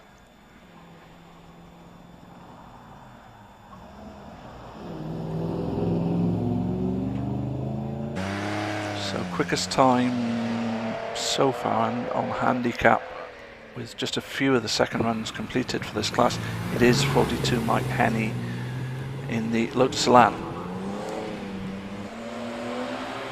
As away goes the MGA, and up to the line comes number 48, the MGB of Charles Bolton.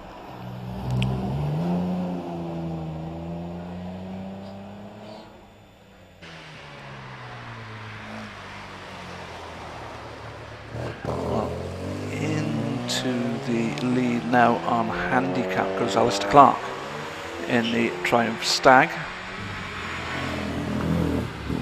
as number 50 comes up to the line, and that is Robert Orford in the MGB Roadster.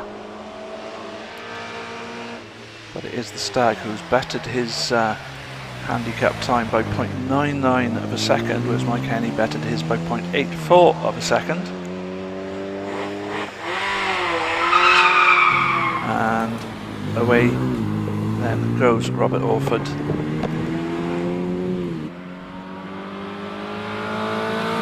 Brian Ashley, the man who was leading on handicap after the first run, now down into third place, now about to take his second run. He was better in his handicap by 0.41, so he has to improve by about 0.6 of a second on this second run if he is to regain the class lead.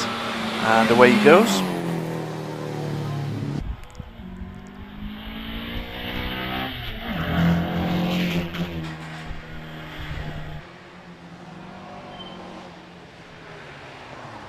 Onto the line now is car number 52, Richard Jones in the 911, 3 litre 911.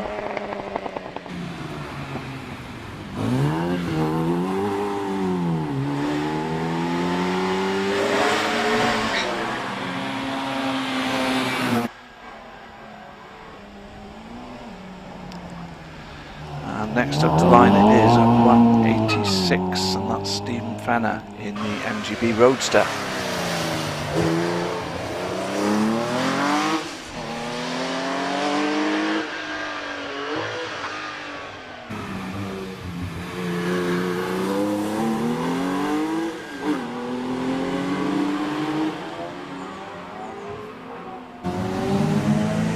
So Brian Ashley has improved on his time from his first to his second run. He does a 53.47, but not quite enough. He misses out on the class lead by just under 0.2 of a second, and he misses out on second place by 0.04 of a second. Brian Ashley, 51 now in third place in class on handicap.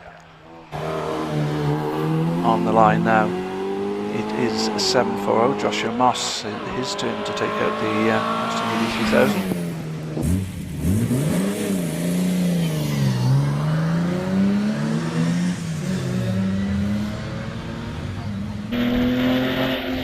Second driver in the Austin Healey Sprite, 7.41. Comes up to the line, that's Paul Eamer. Ryan Emo is currently in 4th in class after having completed his 2 runs. Still got about probably 2 more cars, I think, to do the second runs in this class. As away goes the Sprite, and up to the line now. In fact, it looks like, yes, it's the first of the cars in class P4, is it? That's number 44. And that's Mike White in the MG Special, class M1 in fact.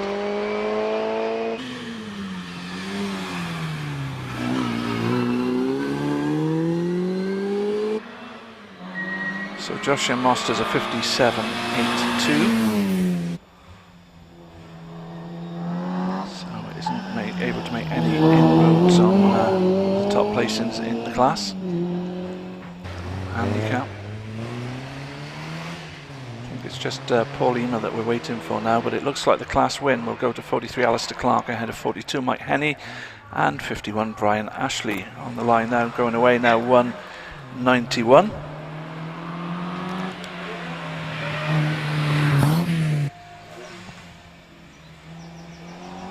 As up to the line comes car number 60. And that is the car of Martin Jones in the Alva 7.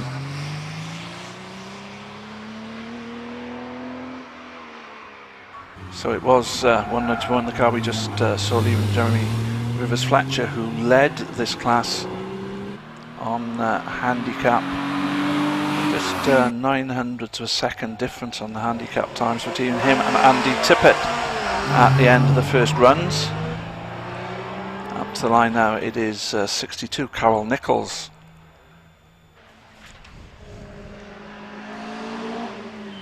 Carol Nichols in the Nike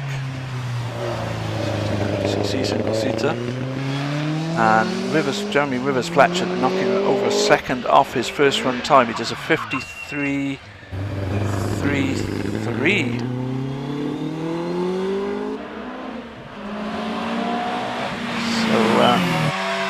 Just 200ths off his handicap time, in fact, as number 63 comes up to the line, and that's Christopher Wigdor in the Jaguar C-Type.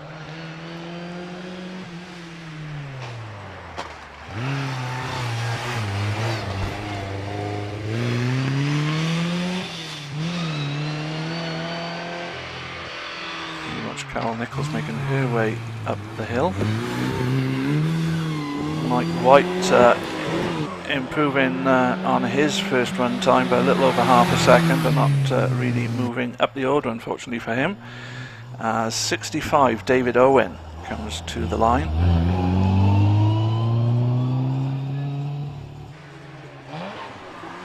David in the Merlin Mark 11, the originally Formula Ford car.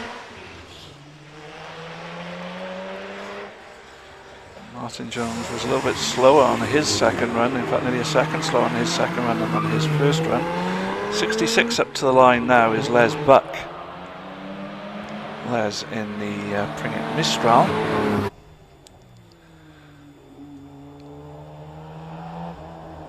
Carol Nichols again should take nearly a second off her first run time with a 56.97, but not able to move into the top 3 with that time. 67 now is Grant Cratchley in the Brabham BT21B.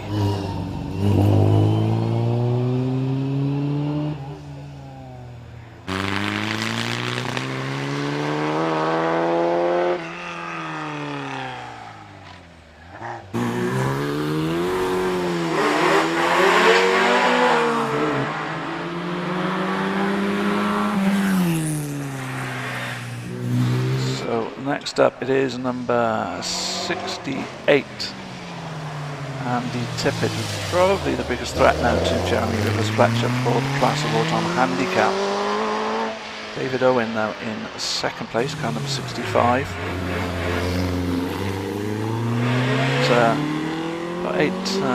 About 0.85 of a second back from Jeremy Rivers Fletcher on handicap, as away goes that 3.5 litre engined Brabham, and up to the line comes number 69. That's Peter Thurston in the Mallock Mark IV U2.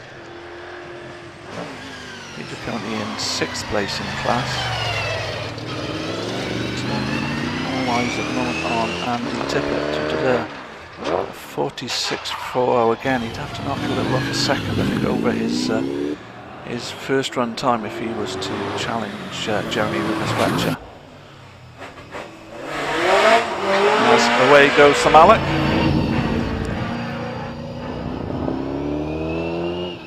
And we move on to the classic marks. And car number 70 is Thomas Smith in the BMW Z4. So Andy Tippett managed to knock 2/10 of a second off his first run time with a 46.20, but remains in 3rd place in Class M1. So the top 3 on handicap: 191 Jeremy Rivers Fletcher, 65 David Owen, and 3rd 68 Andy Tippett. As away goes the Z4, the first of the classic marks runners in these second runs. No handicaps in this category, of course, and it's on actual times. And Robbie Birrell was the man who led after the first run, 72 Robbie Birrell in the Lotus Exige V6 Cup car. Meanwhile, 71 is Nora Ali in the Mazda MX-5 1600 DC machine, who goes off the line now.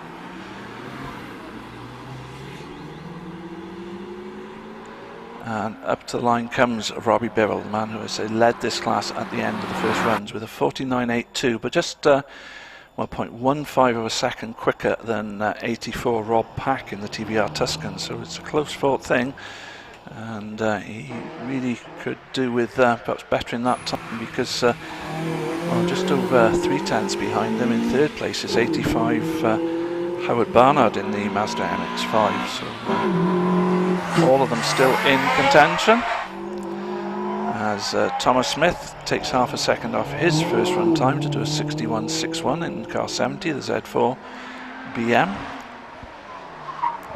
And on the line now it is car number 73 Phil Ludbrook in the Honda S2000.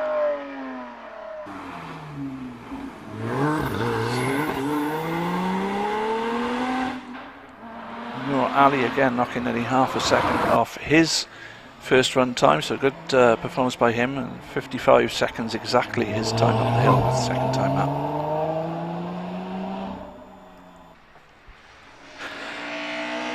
One of our Ginettas coming up to the line now. It is number 74, and that is Colin Seawood in the GT4 version of the Ginetta G20. As Robbie Birrell has knocked just 0.08 of a second off his first run time. He does a 48.74, remains in the lead at the moment, of course. As away goes the Ginetta, and up to the line now comes number 75, John Austin, in the Porsche Boxster 986S. The 3.2 litre engine. That is the Ginetta rounds at tops. Small engine Ginetta. Phil Ludbrook taking quite a chunk off his time from the first run, because he's a 56.02 in the first run, 54.85 in this second run. As onto the line comes the Triumph Spitfire, number 77 of Nigel Walton.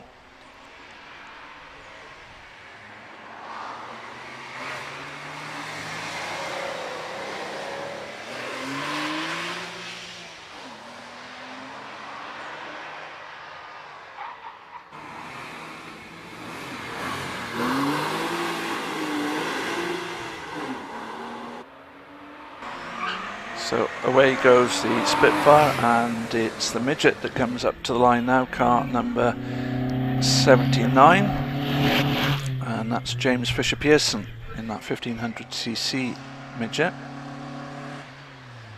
Colin Seawood not quite able to improve on his first run time in the 74 machine.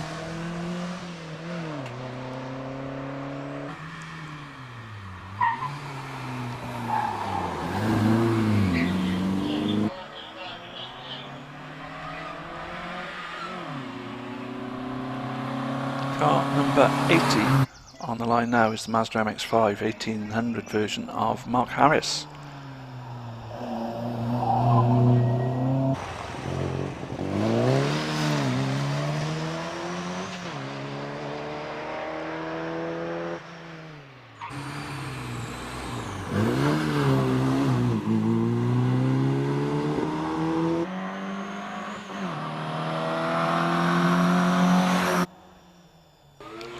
So away goes Mark, as up to the line comes number 82, Mark Hankins, in the 2.5 litre TVR Vixen. Mark was in about 8th place, I think, after his first run. 54.33, just 100th. Separating him and John Brunner, number 76, who was ahead of him by that 100th of a second. As Mark goes away, up to line now comes number 83, the E-Type Jaguar of Paul Slade. Most people are improving their times on these second runs. We wait for the next couple of cars who lie in second and third places respectively at the moment.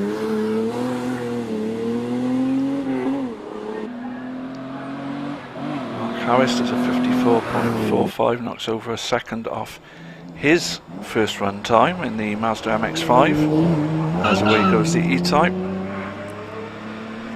And up to line now, number 84 is Rob Pack. Rob is the closest rival to Robbie Birrell for the class lead, but he needs to knock about 1.25 seconds off his first run time if he is to take the class.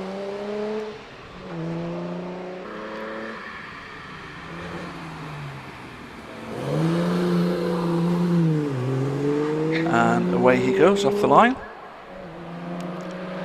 A fairly sedate start, to be honest, but I'm sure it won't be reflected in the time, as the Mazda MX-5 number 85 of Howard Barnard comes up to the line. Now he is in third place at the moment. He would have to find an extra 1.5 seconds to the lead.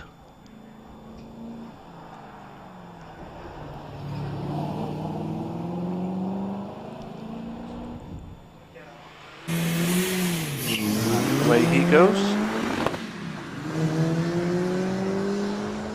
86 is another of the TVRs, the Griffith 500 of Mark Everett. Meanwhile, Rob Pack, in fact, slightly slower on his second run, a 50.14 against his 49.97 from the first run. So Robbie Birrell remains in first place, and in fact Rob Pack's second place could be under threat from Howard Barnard as he goes up the hill. But meanwhile, away goes Mark Everett, and up to the line comes number 87, Trevor McMaster in the Ginetta G32. Currently in 5th in class.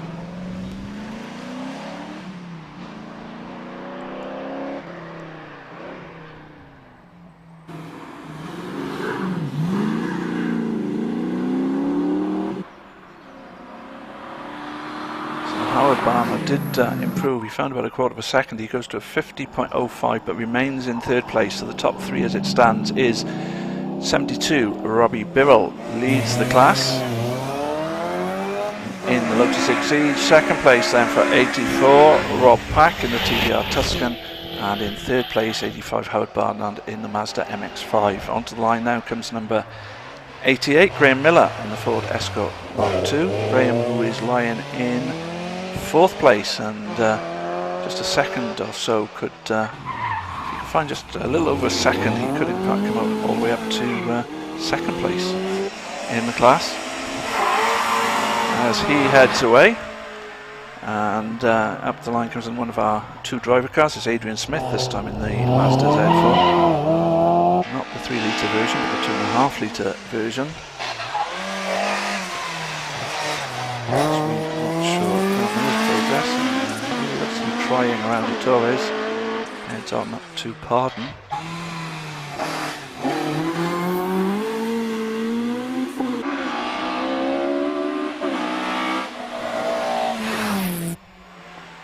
And away then goes 770 Adrian Smith.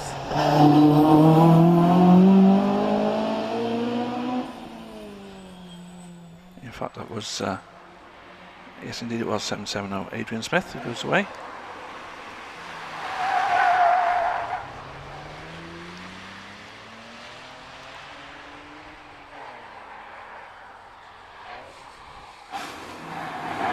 Graham Miller in the Escort moves himself up into a 3rd place in class, taking that 3rd place by just 1/100th of a second from Howard Barnard, who slips back down to 4th place in the Mazda MX-5.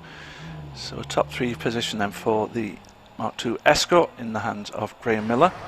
As on the line now, it is 101 Richard York, the first of our Porsche Invitation road class cars.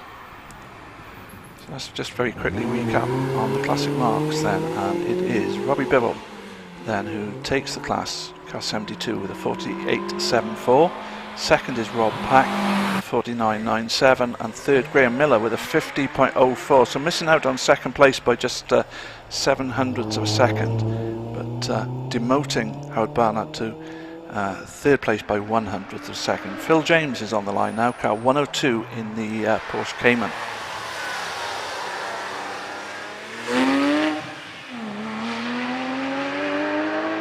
It's 104 Simon Tarling who leads this Porsche Invitation class after the first run with a 49.77, but just 3/100ths of a second quicker than Robert Lancaster Gay, car 105.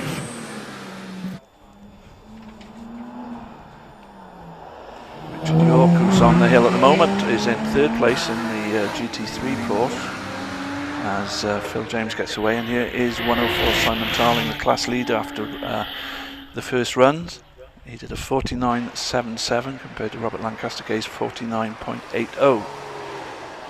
Meanwhile, Richard York, well, he's lost over 4 seconds on that second run, so obviously some sort of a problem there for him on the hill. He remains in 3rd place at the moment, with that first run time of 52.47. As away goes Simon Tarling then. And up to the line comes his close rival, 105 Robert Lancaster Gay. Robert in the 997 GT3 Porsche.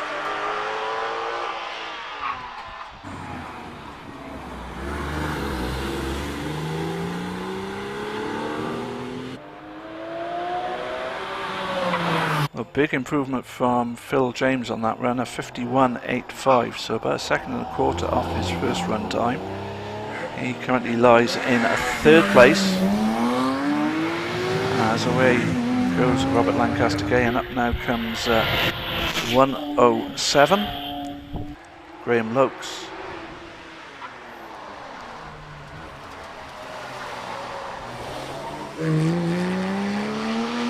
Simon Tarling does a 49.41, so he's improved on his first run time, which was a 49.77. What can Robert Lancaster Gay do?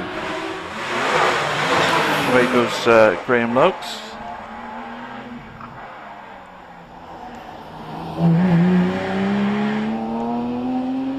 Up to the line comes 108 Peter Turnbull in the 997 Cup car. See Robert Lancaster Gay's time still. And Robert Lancaster Gay misses out on the class win by 2/100ths of a second, because Simon Tarling on his second run does a 49.41 and Robert Lancaster Gay does a 49.43. So just 2/100ths of a second separating first and second in class. Up to the line now, 109 Paul Howells in the 911 RSR.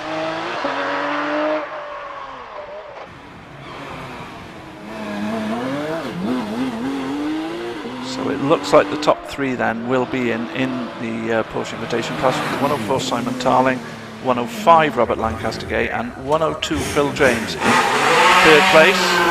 As we look to the Porsche Invitation race class, Graham Lokes wasn't able to improve on his first run time. He did a 47.79. Meanwhile, 106 comes up to the line now, and that Porsche Boxsters. But just looking at the times, Peter Turnbull not able to improve either with a 48.63. So it looks like even before he's recorded his second run time, Paul Howells has won the Invitation race class. In the Porsche category now it's car 110, Tim Barber, because of course we're now into the Porsche Club Speed and Hill Climb Championship.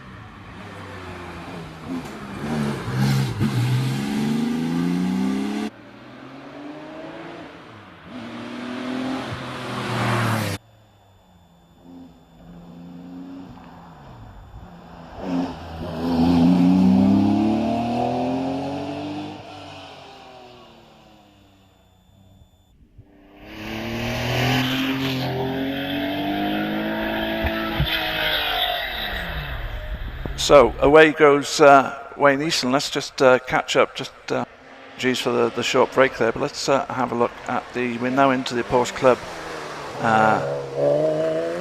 Speed and Hill Climb Championship, and Tim Barber 110, knocking about a third of his second off his run one time in run two, and he remains in the lead. Garrett Evans 120. Is it not 111? I think Ian Wadsworth, sorry, who's done a 50.95, so he knocks a tenth off his best time so far.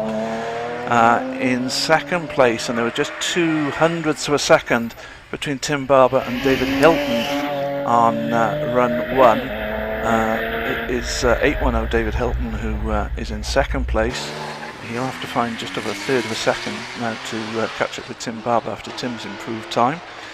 Another improvement there for 112 Wayne Easton. He'd done a 50.62 run one. He does a 50.33 on run two. Martin Leach 115 in front of the commentary box now on the start line, ready to get his run underway. Tom Robinson 114 is out on the hill, and onto the line now comes 116. That's Stephen Jory.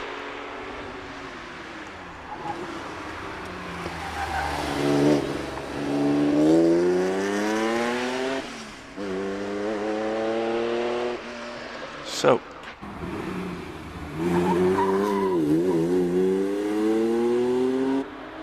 just waiting for 116 to get his run underway.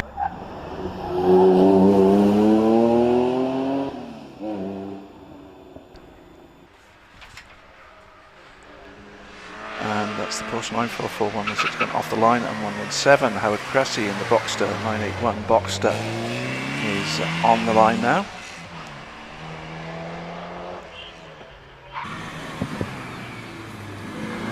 Again, many of the drivers improving on times, not by huge amounts, but just knocking a few tenths off. Tom Robinson does a 52.52 compared to his first run 53.03.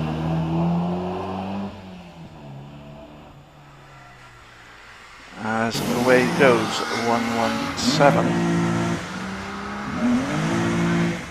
So Herb Cressy makes his way up the line and onto the line, up the hill rather, onto the line comes Ross McDonald in the 3.3 litre Carrera, number 118.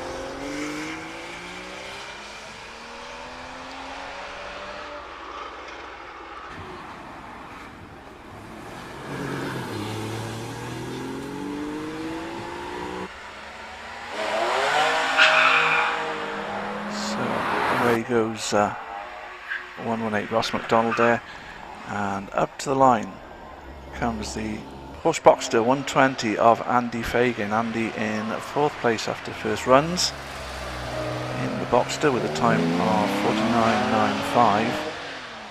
So would need to make up a little over 8 tenths to take 3rd place. The man who holds that 3rd place is the man who will be going up the hill after him, which is just a maiden 121.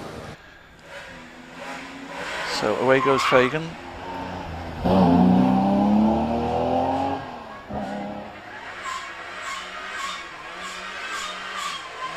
And up to the line then comes 121 Justin Maith, as I say, line in 3rd place. After the first runs, he's got quite a bit of time to make up if he's to something like 1.8 seconds if he were to move up to 2nd place. So 1.9 to take the lead, but I think he'd probably be concerned about holding on to his 3rd spot. As away he goes. Gareth Evans moving up to the line now in car 122, the 911 Carrera 3 litre. It says capacity 3.3 litres in fact.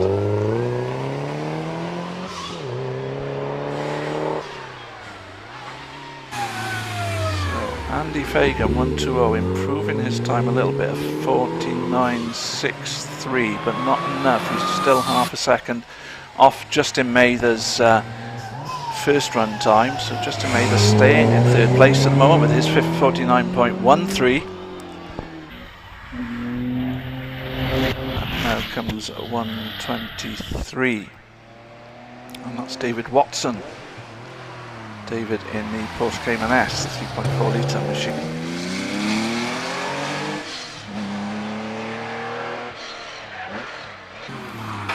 Justin Mather in fact improved his time to a 48.85, but still remains in 3rd place. So the closest battle is the battle for the lead. David Hilton still to go up. Tim Barber, the leader, having taken his 2nd run, done that 47.02. David Hilton's on a 47.37, so he's got to find around about a 3rd of a second, as I said before. 124 comes up to the line now, and that's Graham Rose in the 924S.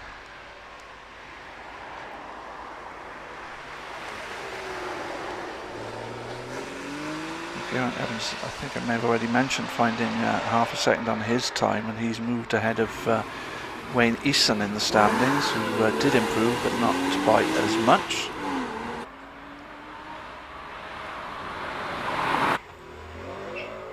So away goes Graham Rose in that 124. Carl Lupton, number 125 in the 944, comes up to the line now. Carl just outside the top 10 at the moment, I think, after his first run.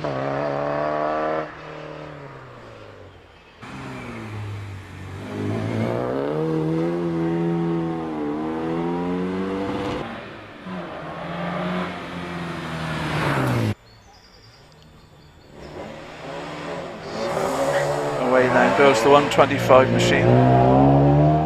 Up to the line now comes 126, and that is Mal Spear in the 964 Carrera 2 Cup machine. Now down in about 12th spot after his first run.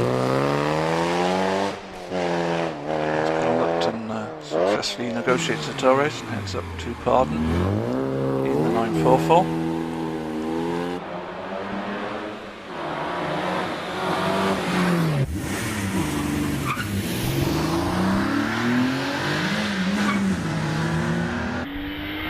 Next up is 127. That's Richard Snow. And in fact, was just 2 tenths behind the man who's just gone off the line, Mal Spear, 126 after the first run. So I'm sure he'd like to make up that place at least.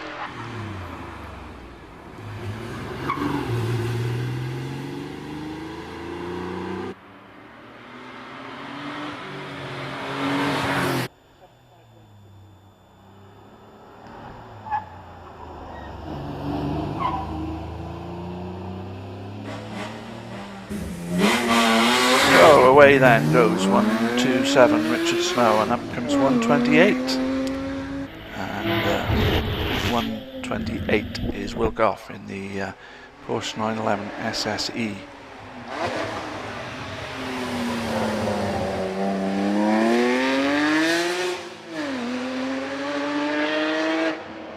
So far in this class, it's just one driver who hasn't improved on his first run time in the second runs, amongst those who've taken their second run so far. So the hill obviously a little bit quicker than it was earlier in the day, or they're getting a little bit more used to it maybe, but 128 goes off the line, Will Goff. And it's the Martini liveried machine that comes up to the start line now. That's 129. And 129 is Matthew Pearce in the 3 litre 911.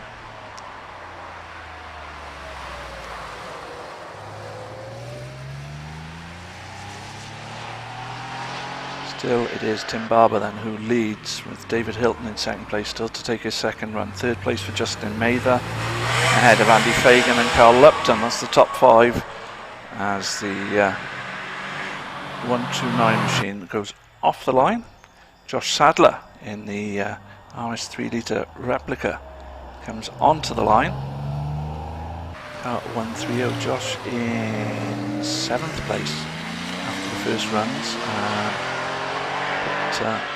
He has only got to find 500 of a second to move up 1 place, only got to find a couple of tenths to move up into the top 5. Away he goes.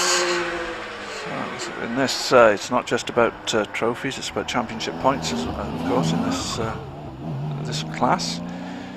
810 then is David Hilton, the man who lies in second place after the first run, so certainly, and well, the gap was 200s, it's gone out to 0.35 of a second, so that's how much time he needs to find on this second run to take the class honours. 0.35 seconds, and away he goes. As 811 comes up to the line, Nick Wadsworth is lying just inside the top 10 after the first run with a 50.34. In fact, Wayne Eason moved ahead of him when he did a 50.33 in his second run, and in fact there's less than 2 tenths of a second separating 6th to 10th place at the moment, as we wait to see how David Hilton will do in the 810 machine. He is through Samin heading towards the line, and his time of 46.84 will give him the lead in the class and give him the class. 46.84. David Hilton then 810 takes the class lead, demotes Tim Barber with a 47.02. That's half a second that David Hilton was able to find between his first and second runs, and he takes the class lead as Nick Wadsworth heads off the line. And next up it is 141 Ian Hunt as we move into the ARC Championship. Confirmation then that it is a class win for 810 David Hilton, second place with a 46.84 second run. Second place goes to Tim Barber with a 47.02, and third place to Justin Mather with a 48.85. Nick Wadsworth finding nearly a second on his run as well. He clips Richard Snow by 200ths on the second by the looks of it. So We move on now to the BARC category, as I mentioned, and we will start with the Mini number 141 of Ian Hunt. Lead in the class after first runs is 159. Rob Clark in the Empire Evo, ahead of 147 Stephen Potter in the OMS. And in third place, 158 Stephen Moore in the Mitsubishi Evo 6. So that's the as it stands. It looks like we have a momentary delay on the hill, a little bit of sweeping being done. Looks to me as if that's a Torres, a red flag on the hill, and we will be getting back underway in just a moment.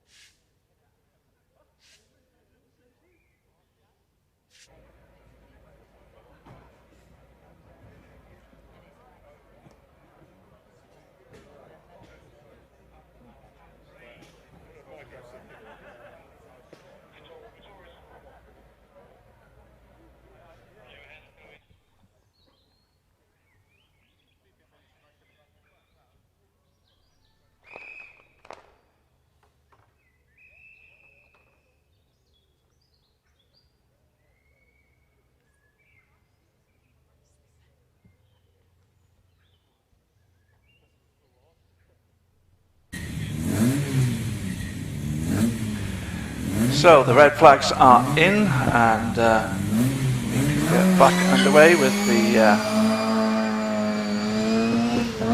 ARC category, and heading off there up to the bridge in the Austin Cooper S.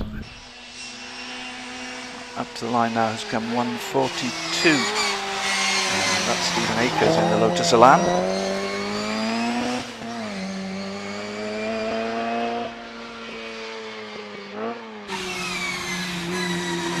First runs, there were just 600ths of a second separating first and second place between 159 Rob Clark in the Empire Evo and 147 Stephen Potter in the OMS, and a little bit of a gap back to Stephen Moore in the Mitsubishi Evo, but he is just 400ths of a second ahead of 144 Lee Gallimore in the OMS. Meanwhile it's 143 who is on the line now, and that's Chris Edwards in the Mazda 323 GTX. I don't remember, was it he who had a half shaft problem on the first run? If he is, he's done well to get the car back out there.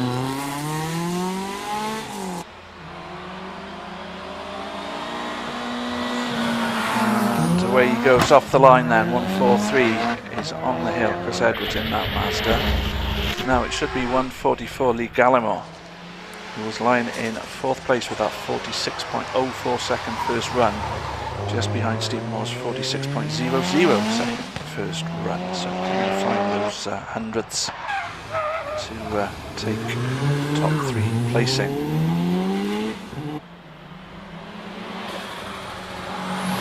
1 litre single seater machine there waits on the line, and away he goes. Lots of wheel spin as he heads up the hill, but good speed. 73 miles an hour under the bridge. 145 then comes up to the line. It's Johnny Toon in the Peugeot 106.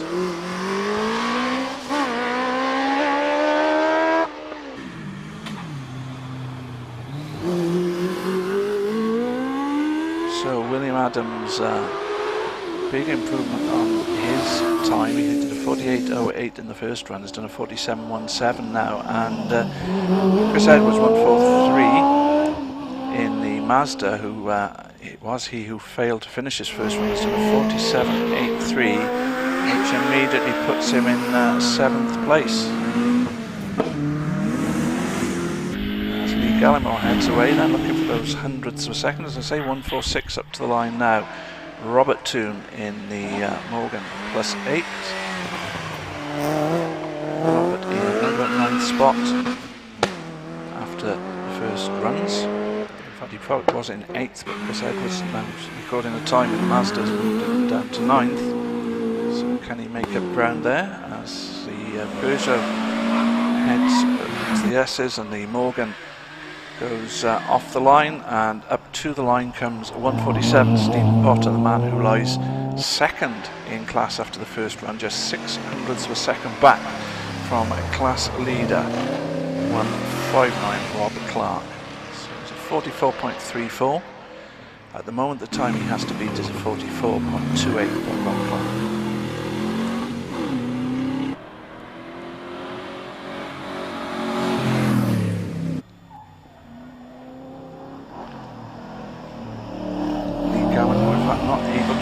On his first run time, does a 46.71 compared to a 46.04,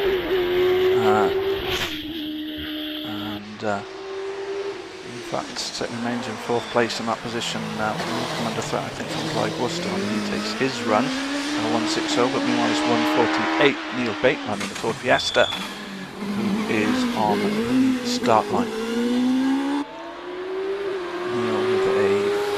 5.61 after on number 1.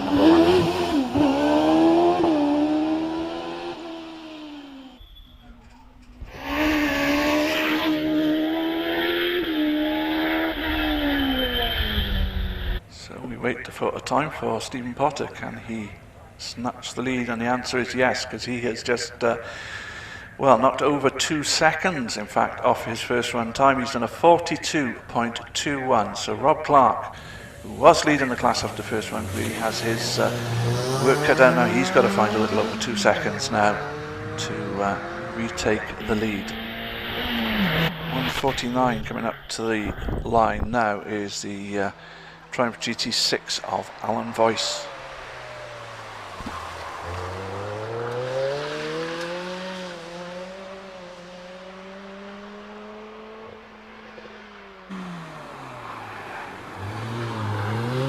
Bateman on the hill at the moment for 148, his time 55.61. Can he improve on that? As away goes the GT6, up to the line comes the Mini 150 Mini Cooper of John McQuillan.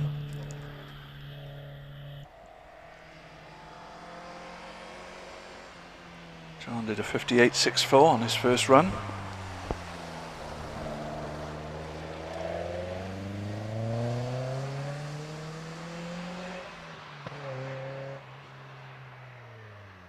Neil Bateman then 148, not able to improve on his first run time. That's 56.10 compared to his first run of 55.61. As off the line then goes the 150 machine of John McQuillan. Up to the line comes 151 Talis Anderson, who did a 52.78 on his first run in the Renault Clio 172 Cup car.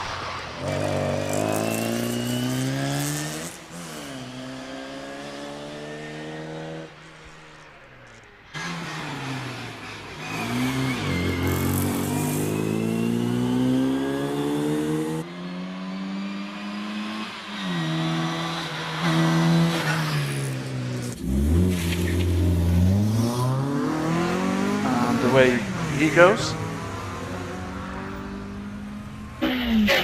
John McQuillan approaching the line.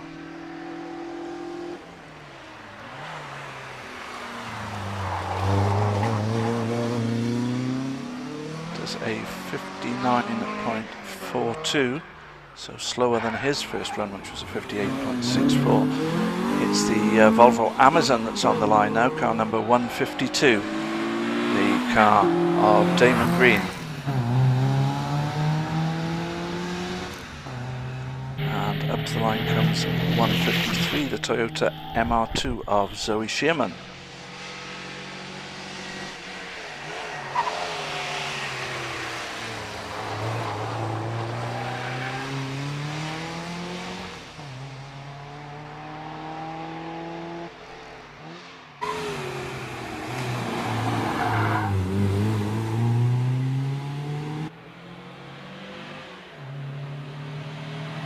Away then goes Zoe in the Toyota, and it's the Lotus Elan +2 of Paul Boscott, 154, that joins us on the starting line now.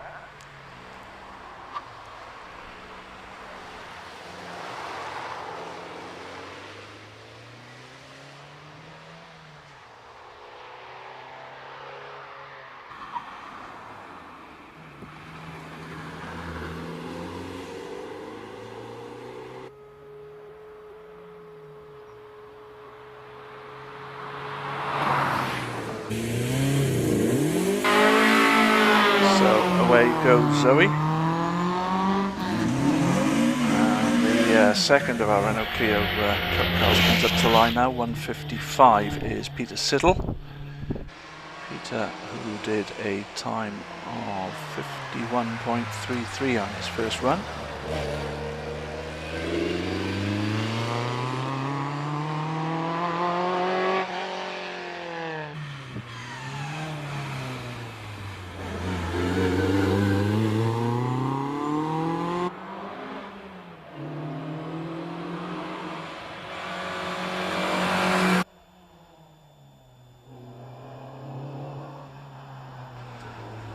Away goes the Renault Clio, and up to the line comes at 156. It's Mike Stark in the Alfa Romeo GTA.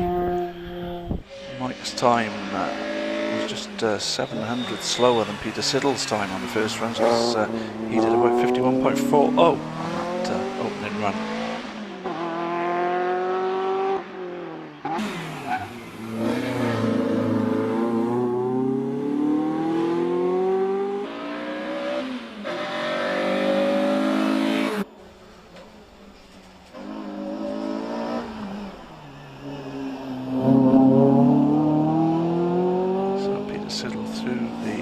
S's on up to semicircle as the Alfa Romeo gets off the line, and up to the line now comes 157, and that's Tim Richardson. Did a 50.38 on run number 1, which was enough to just put him inside the top 10.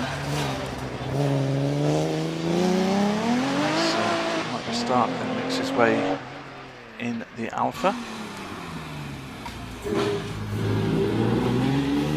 Siddle 155, not able to improve his first run time. He did a 51.33 on first run, 52.32 on his second.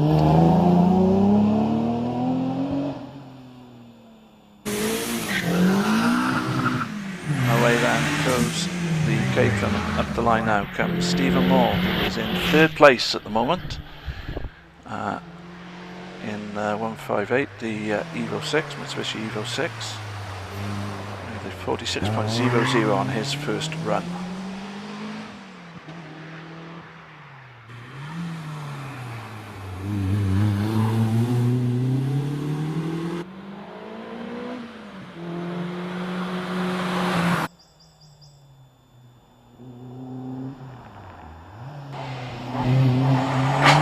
Away goes the Mitsubishi, and up to the line comes the man who was leading the class after the first run, 159, Rob Clark, but Stephen Potter finding a lot of time on his second run. Rob Clark put in a 44.28 on that first run, but Stephen Potter doing a 42.21, means that Rob needs to find a little over 2 seconds on this second run if he is to regain the class lead.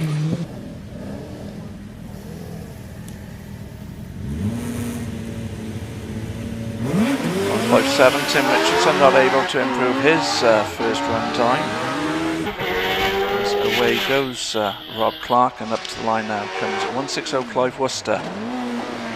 Clive in the Radical SR4, lying in 5th place at the moment. Needs to find about 3/4 of a second to move up to 4th, and then another 400s on top of that to move up to 3rd, but I think we have a red flag.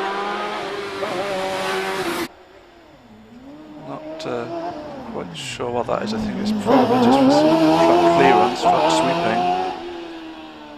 So I can still see Rob Clark making his way up looking to better that 42.21 of Steve Potter.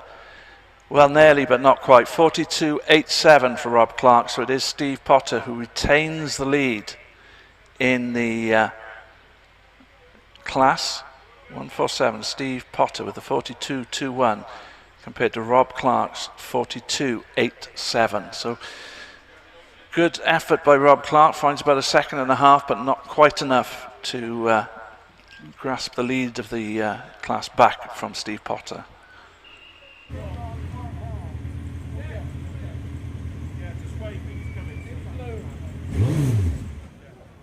So it is a red flag on course at the moment, I think.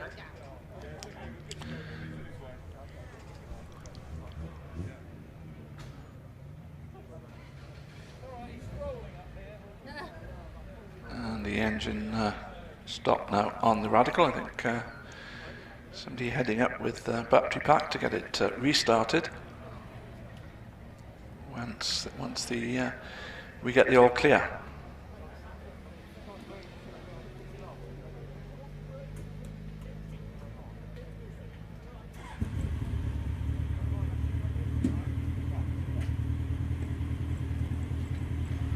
So the red flags come in, we are ready to get back underway. It's 160. Clive Worcester looking to better his 5th place after the first runs in the Radical SR4, gets off the line. Away he goes, and up to the line comes 840. Roland Handry in the OMS. He's currently 2 places back from William Adams, who he shares this car with, in 8th place overall with a 48.19. So again, a couple of attempts could move him up the order significantly. He gets underway as up to the line comes 841. And that's Adele Hunt in the Mini Cooper Mark III 1293cc machine, which should round off the BARC category, and we'll be moving on then to the Bugatti Owners Club Saloons.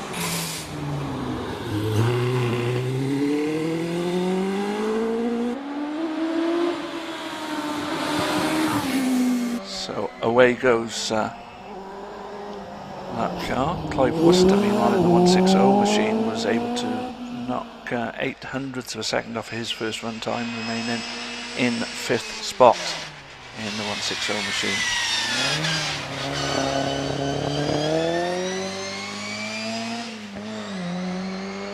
Hamby not able to improve on his first run time, a 48.19 in run 1 and a 48.34 in run 2. Meanwhile, it is 170 Phil Fisher in the Subaru Impreza WRX, who goes off the line now, the first of the BOC Saloons. Next up, it's 171 Richard Yap in the Clio 172 Cup car. So just to quickly recap the top 3 in the BARC, it's 147 Stephen Potter in the OMS, who takes class on a second. It's 159 Rob Clark in the Empire Evo, and in 3rd place 158 Stephen Moore in the Mitsubishi Evo 6. So that's the top 3, and then we move on now, as I say, to the Bugatti Owners Club Saloons.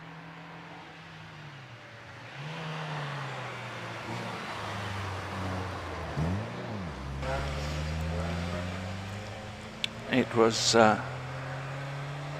Jamie Yap, the second of the drivers in the car that's on the hill at the moment, with Richard Yap in 171, who is on the hill, who was quickest in the first runs by some way, because he did a 52.03 compared to Richard Yap's 55.24, and then it was Andrew Till 174 who was 3rd quickest with a 55.87. Mark Davis on the hill now, 172. And he did a 58.47 his first run. On the line now it's 173. Philip Lane currently in 4th place with his time of 57.31. Richard Yap, meanwhile, not able to improve on his first run time, a 56.49 on run 2. 2 compared to his first run time of 55.24. This is a handicap class, by the way, so it is on handicap that these positions are being determined. 174 is Andrew Till, who was in 3rd place after the first run. 0.13 bettered his handicap time by 0.13 of a second. Jamie Yap bettered his by 1.7 seconds, and Richard Yap by 0.8.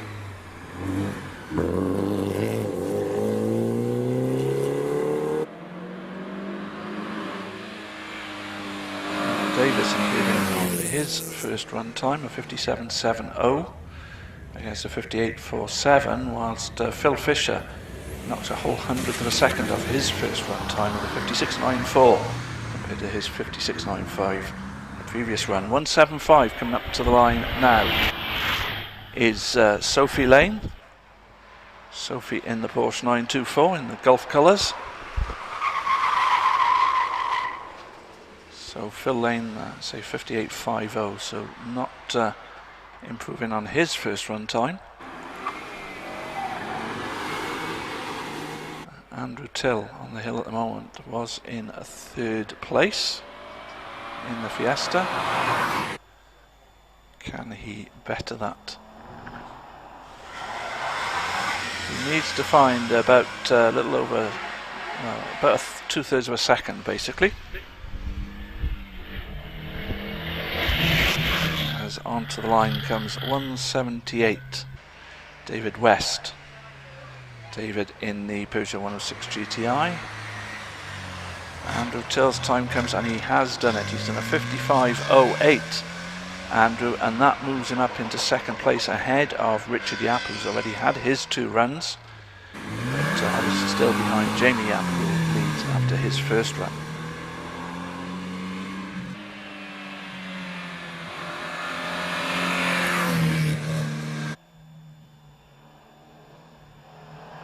Sophie Lane looking to improve on her 65.01 as David West goes off the line, and up comes the Mark II Escort 179.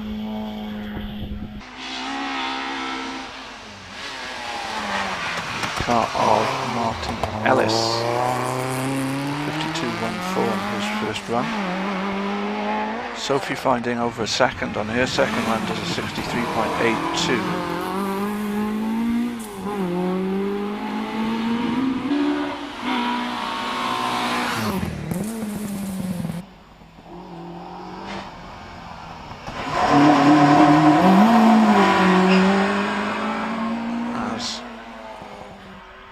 Goes Martin Ellis, and up comes Ben Fisher once again in the Subaru Impreza WRX.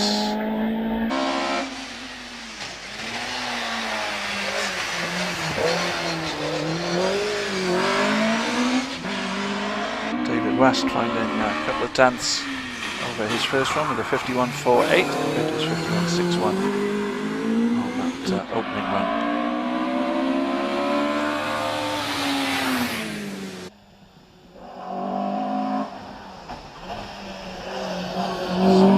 Was in 6th spot after the first runs. He did a 55.30. Can he better that? He's on his way up the hill now, as up to the line comes Mark Tuth, the first of the Bugatti Owners Club Sports contenders.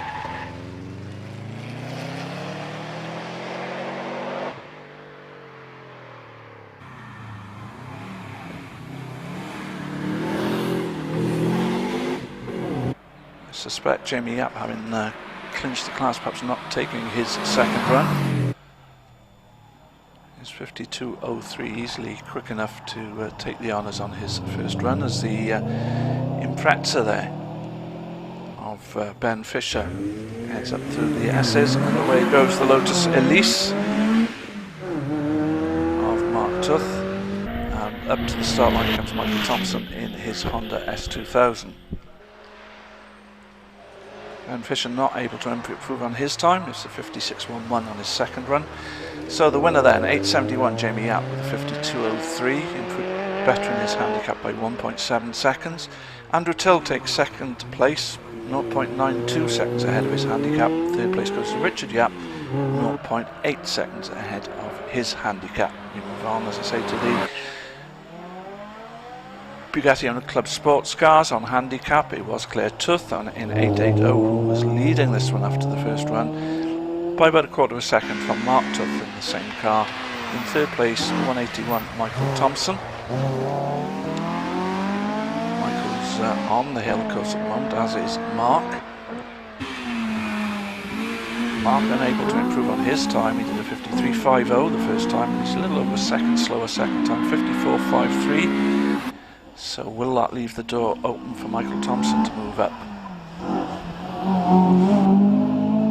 On handicap, there's a little under half a second between 0.43 in fact between Mark Tuth and Michael Thompson.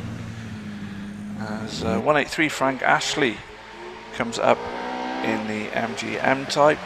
He lies in 5th place on handicap, as Michael Thompson in fact moves into the lead. He's found over a second. He's on that run, a 48.87 compared to a 49.93, and that takes him into the lead by about a third of a second from Claire Tuth now. So Claire is the one who has it all to do on these second runs. Mark Tuth now in 3rd place with his second run completed. Away goes Frank Ashley in that fabulous MG. And up to the line comes 184, Richard Durant.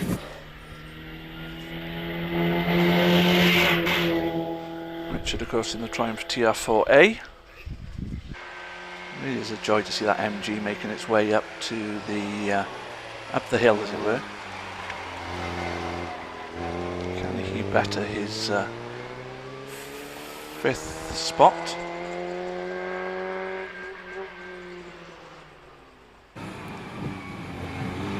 Unable to improve his time. Stays in 4th place as Richard Durant heads away. And up to the line now comes Austin Malcolm in the Lotus Elise S1 car 185.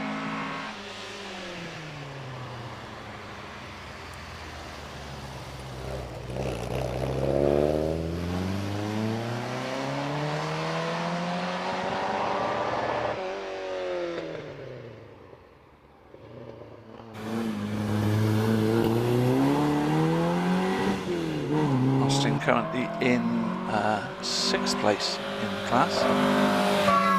Frank Ashley in the MG, unable to improve his. He did a 74.01 the first time up, 74.85 the second time up. He stays in 5th place. Away goes Richard Durant now in the Lotus Elise. And up to the line now it is 192 Tim Jeffrey in the Renault Alpine GTA Turbo.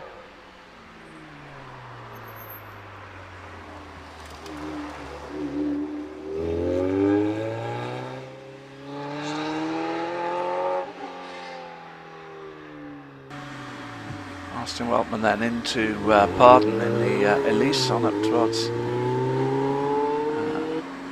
midway in the S's.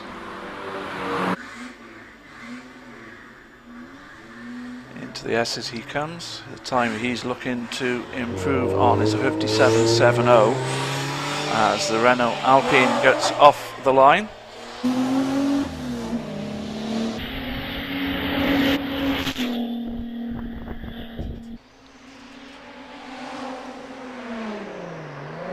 It's a 58.43 for Austin Weltman, so not able to improve on that time. With Claire Tuth still to take her second run, it currently looks as if it's Michael Thompson who leads the class in BOC Sports. We switch to BOC Racing for a moment. Tim Jeffrey looking to improve his time of 52.27, needs to find over a second if he's to challenge Pete Tatham for the championship lead.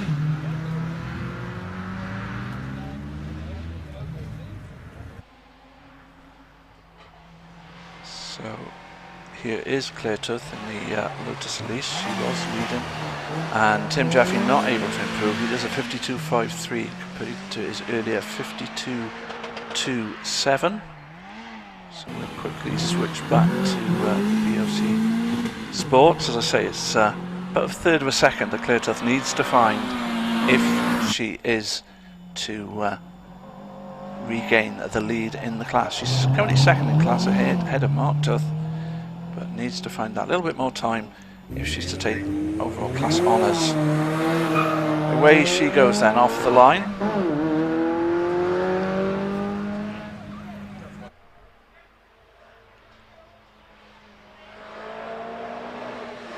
Up towards the Tories then goes the Lotus Elise as 194.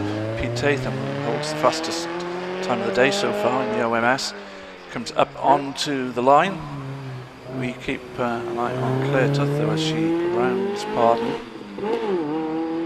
Through midway up to the S as she goes.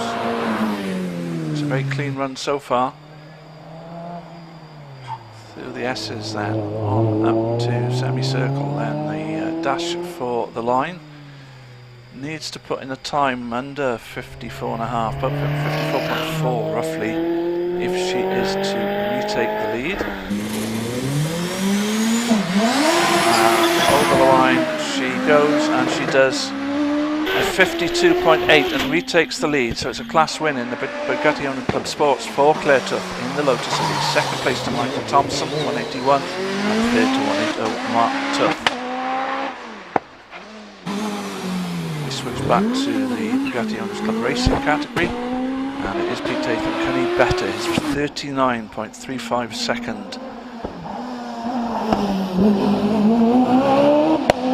time from run 1? 195 on the line now is David Strange in the Crosley.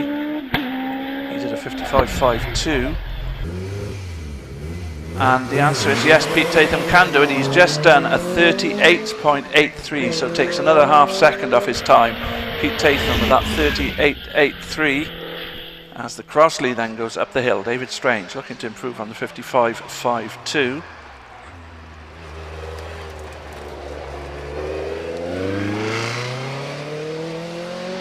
So overall then it is Pete Tatham who is fastest time of the day, 194 Pete Tatham with that 39.63 on run 2. Second fastest overall is 147. Stephen Potter in the OMS with a 43.26. Third fastest overall is 159. Rob Clark in the Empire Evo. In fourth place it's 109 Paul Howells. In the Porsche 911 RSR, and fifth is number 69 Peter Thurston in the Malak Mark IV. That's the top 5 in the fastest time of the day battle. Quickly switching back to BOC British Bugatti Owners Club Racing.